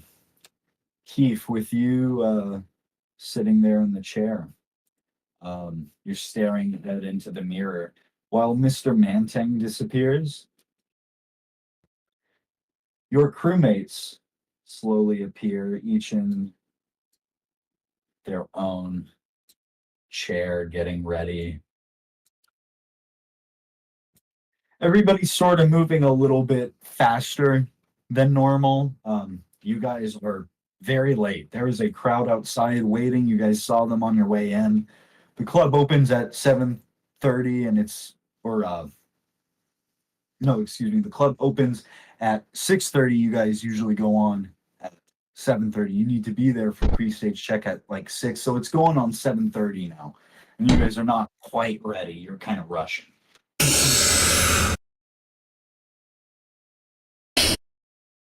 So I assume that like he's like just sitting down for like a half second and then thinking like, oh, I can't really sit down and don't have time to relax. We gotta get going. We gotta go on stage.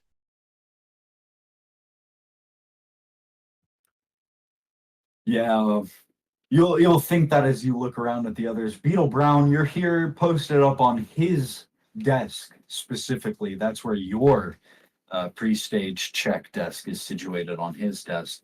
But him and the others are all equally getting ready. You know, they're all putting a little powder on their face, a little makeup. At the very least, they're Corky Blue is like, he's taking shots of ice cold distilled water. He's like, oh, I drank way too much. I should not have gone out partying this afternoon. Stupid. Well, we had fun though, and we might have attracted more business from playing at Old Beach Haven just now. So we can't say that it was a loss until we know if we're actually worse off from it. Brown is just gonna like scoff in your ear and go, I don't know where you're getting this enthusiasm or optimism from. What? Because he has your name drawn on his body, all of a sudden you have some sort of connection to these people? They're psychopaths. They're freaks. They're weirdos. They don't know what reality they're in, Kief. We're here making music. What's not to like about this? Yeah, but so does he. I mean, I enjoy playing with you guys, but whenever I try and think back to a time before Mr. Mantang, I always end up hurting myself, and it starts from here and goes to here as Kief points from his head down his back to where his mark is. Like I can't seem to place where I was before Mr. Mantang, which I know I've talked with you all before. It kind of seems like that's synonymous with all of us, but at least you guys know of the time before being a part of the big band. Purple Jack is just gonna he's kind of getting himself ready. He's been putting on a new suit more than putting on makeup, and he's like fixing his tie. He looks over his shoulder at you and he's like, look, there are a lot of theories about this kind of stuff, Kief. I mean, some people say it's about, you know, the actual chemical makeup in our brain. Some people are saying that it's about how we were raised by our parents. Other people are saying that there's some sort of trauma theory in play. What are we going to do? Pontificate? We got to keep going. What are you going to do about it? Trust me, if I could get your memories back, I'd do it in the snap of a finger. But it's not like that. Life's not like that. I'm sorry, buddy, but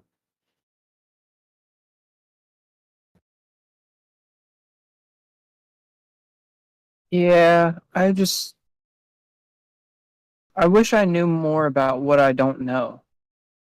But I guess that's part of what seeing the world is supposed to help with, is to try and garner some semblance of what I was before you're here. But what I know is music is my calling. And being a drummer, even more so than that, as Keith does kind of like a bumps on his bongos, but he doesn't have the snare kick. So it's just a oh yeah. As you say that, June Wright is gonna stand up from her seat and she'll just be like, well, okay, I guess this is it. I don't think we can wait much longer. You guys ready? Corky Blue will stand up. Yup. Jack. Yup. Well, let's do what we always do. Start off with a bang. As Moon hops down and kind of like thuds, but it's not a thud of him landing because he doesn't weigh that much. He hits the bongo to make it sound like he landed with a thud. I love that. As you do, last to rise will be Brown. He rises out of his seat. It creaks violently. As Purple Jack is the first to head to the door, he heads out.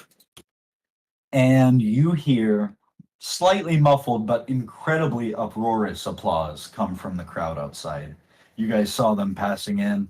A lot of people are ready for Henry the Horse's fun tonight.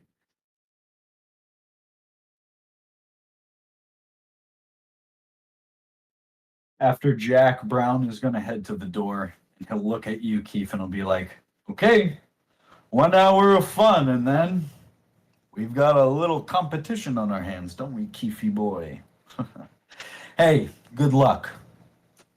And with that, he's going to walk out before a response. Same to you. Well, I hope I can wipe the smug look off his face when he realizes how much better we're going to be. June Red. I said that loud enough for them to hear. I was about to say, I said it loud enough for both of them to hear. Yeah. Well, Red definitely hears that. And while she and Blue are getting ready for their entrances, the crowd's still going crazy outside. She comes up to you with the most sincere smile, perhaps like top 5 you could have ever said you've seen from her. She places like a little, I guess, finger on your shoulder, and she's like, I think I believe that. And with that, she's going to give you an inspiration, Kief, as she gives you a little kiss on your forehead and then heads for her entrance into Henry the Horse's big band here on night 2 at the Beachside Crossroads. I told you As not to do Blue- that. Blue flashes you a finger gun and makes his way out. Any last things you want to do before you head out on stage, Kief? Well, as Kief's like walking away from his tiny desk, he takes a look back at it and says, Mr. Mantang really has done a lot for all of us. We get to continue doing what we love, and we help him out. But I still feel like I'm missing a lot. There's things I don't know. There's things I wish I knew, and there's things people tell me that I should know.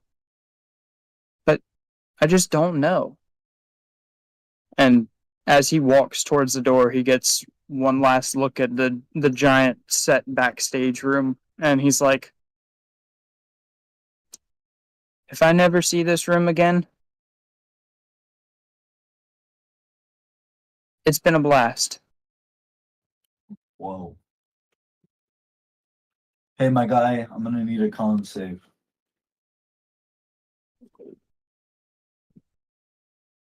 Oh, wow. Another 11s. This one 11. causes this one causes everything you've kind of reminisced about today to come to the forefront. Leadbelly, mystical. Who the hell is Bert? You think of that path of music you were walking upon, as well as the name, the path, that belongs to the slave band you may or may not have been a part of. And you think of that tattoo on Leadbelly's body that is just utterly unexplainable in a lot of ways. On an 11, you're feeling the nerves of tonight's performance. You're feeling the nerves of having to play with other people you're not used to. But as you head out, on stage, your bandmates already there waiting for you. Everybody having filed out in order of joining the band. You can make your way from the top of the screen down to your drums as everybody, people sitting at tables, people sitting on the edge of the walls, which are off screen, people who are dancing on the dance floor there in the center, all sorts of people on the other side of the map I'll show in a bit by the bar. People are cheering for the emergence of Henry the Horse's big band. They're ready for the first night of performance.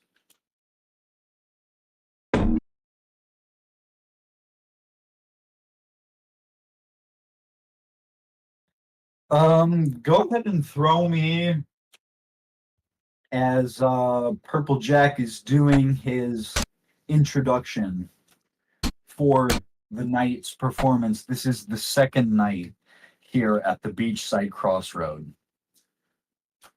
Kief, we're going to start a hand check from you as you grip those drumsticks. A sleight of hand you had cut out of it. Yeah, sleight of hand, sir. I got you. Ooh. Oh, All the good rolls earlier were used up. It's not the worst it could be, but you almost drop one of your drumsticks and it taps against the hi-hat and sends out a ring across the crowd just as things go quiet. Not as bad as it could have gone, but you send like a nervous look toward Jack, who is just looking over his shoulder at you through his sunglasses with a straight face. And lastly, Kief, a performance, brother.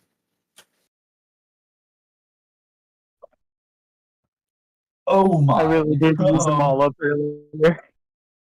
Just means when we have our combat, it's gonna go way better. I will say, I just gave you that inspiration from Red with that kiss of inspiration. If you'd like to use that now, you don't have to. Yeah, I was kind of wanting to save it for the contest later.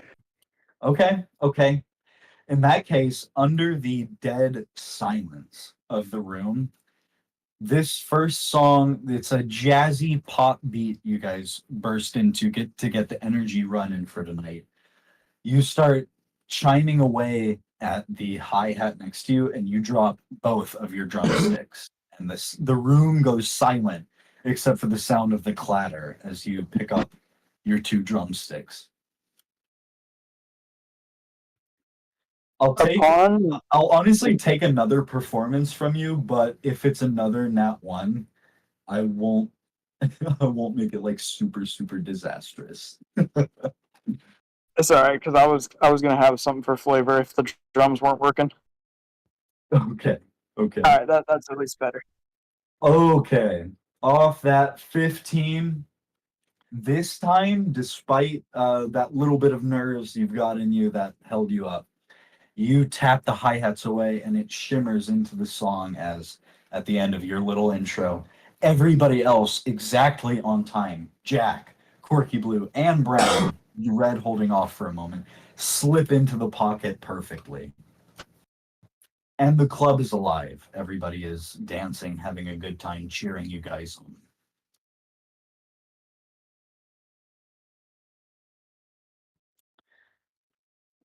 With that one, I'm going to call... let me ask you guys, actually. How are you guys doing for time? You guys feeling okay? I'm great. I can keep going I am forever. locked in. This is. I'm not gonna lie. I am locked in. I'm not gonna lie, I'm almost if you guys sleeping. want to go... You're slipping, Kiryu? Yeah. Okay. Let's take let's go. It's yeah, I know it's getting a bit late. Yeah. Are you guys good to go to for another 45-ish minutes? Bro, I'm sleeping in and out. Oh, okay. I got you. In that case,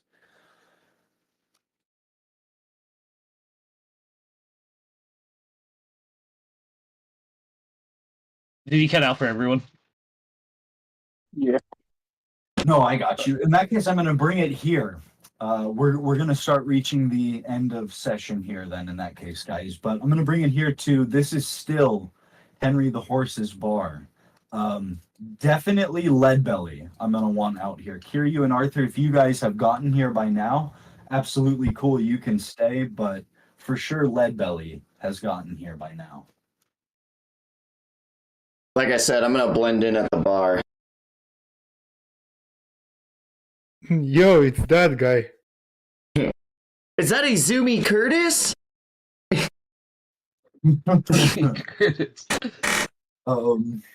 Leadbelly, okay, you're down. I see you. Tackling you first, Mystical is already here as well. He's kind of just bobbing his foot along to the music. He catches sight of you. He's like, man, they got a good rhythm about him. I can't lie, you know? It would make me nervous if it wasn't so good. Right? It's definitely dance worthy. And Leadbelly starts to, doing a little bit of a boogie. Not like going all out or anything, but he's moving. It's always good sportsmanship to dance to your components' music. Components? Or is it opponents? I can't remember the word. He's going to be dancing there alongside you. He's got a drink in his hand, just kind of sipping it, bobbing his head, and he goes, so we'll be good to go in about an hour's time if you're good enough. But, I mean, I don't know. Do you want to... It won't be a full ensemble, but do we need to get any more practice in? I mean, Purple Jack told me we could use the back rooms, the rehearsal rooms if we need or anything. It's up to you. Yeah. We should definitely go and get some practice done. And as I walk out of this room, I'm actually going to grow. That way they can relay things to me if need be. Now that we're all in the same space. So what is he doing? Yeah. I'm growing an ear on you. Okay. A very small ear behind your other ear, like I did before. Same with Kiryu. We. All right. That way, just in Mystical. case you guys are like, oh shit, something's going down, I can hear it as well. I notice it, but I don't react to it. Let's go. Kiryu starts scratching at it. Mystical Like, is what the fuck? No. Ew, an extra ear. Get it off. Yeah. Everyone looks. While the club is in pretty full swing at this point, Mystical will lead you toward this side door that'll be off map technically. And heading through there, you guys will enter this hallway. He'll lead you down to one of the rehearsal rooms that they showed you earlier. I'm gonna just, to finish things off today, while Kief and the band play out, are there any player interactions you guys want to call out specifically for this session before we throw it to our to be continued? I flirt with the bartender. When we get into the room, I'm gonna have Abyss come out. That way, next session we can go over what he's wanting to do as well. Like since Right we're in on, a okay. room with just me, him, and Mystical. Right on. Okay. And I I will make a note of that for next session. I'm gonna flirt with this girl. My voice. Oh, okay. Leadbelly's listening to this, like, what the fuck are they doing? We notice the ears grow on us, and we're like, oh, we know how to fuck with the captain. Yeah. I'll give you That guys is what's up. I'll give you guys an extra couple of minutes if you want to spit some game to end this off No. over these sultry jazz music. No. Otherwise, I'll have something prepped for next time as Kiryu heads to the lovely lady in glasses on the end of the bar, and Arthur makes eyes at the bartender. Bartender. Very nice. Good session today, gang. We are in Mr. Mantang's as we come to our to be continued for the day. That is all I got for you. I'll post that cover story a little later on. Figure out any experience today. I'm not sure how much there was, but I'm sure there's at least something I'll pour back through, be able to apply. Other than that, thank you guys as always, and we'll catch you next time here on Group 14. W session.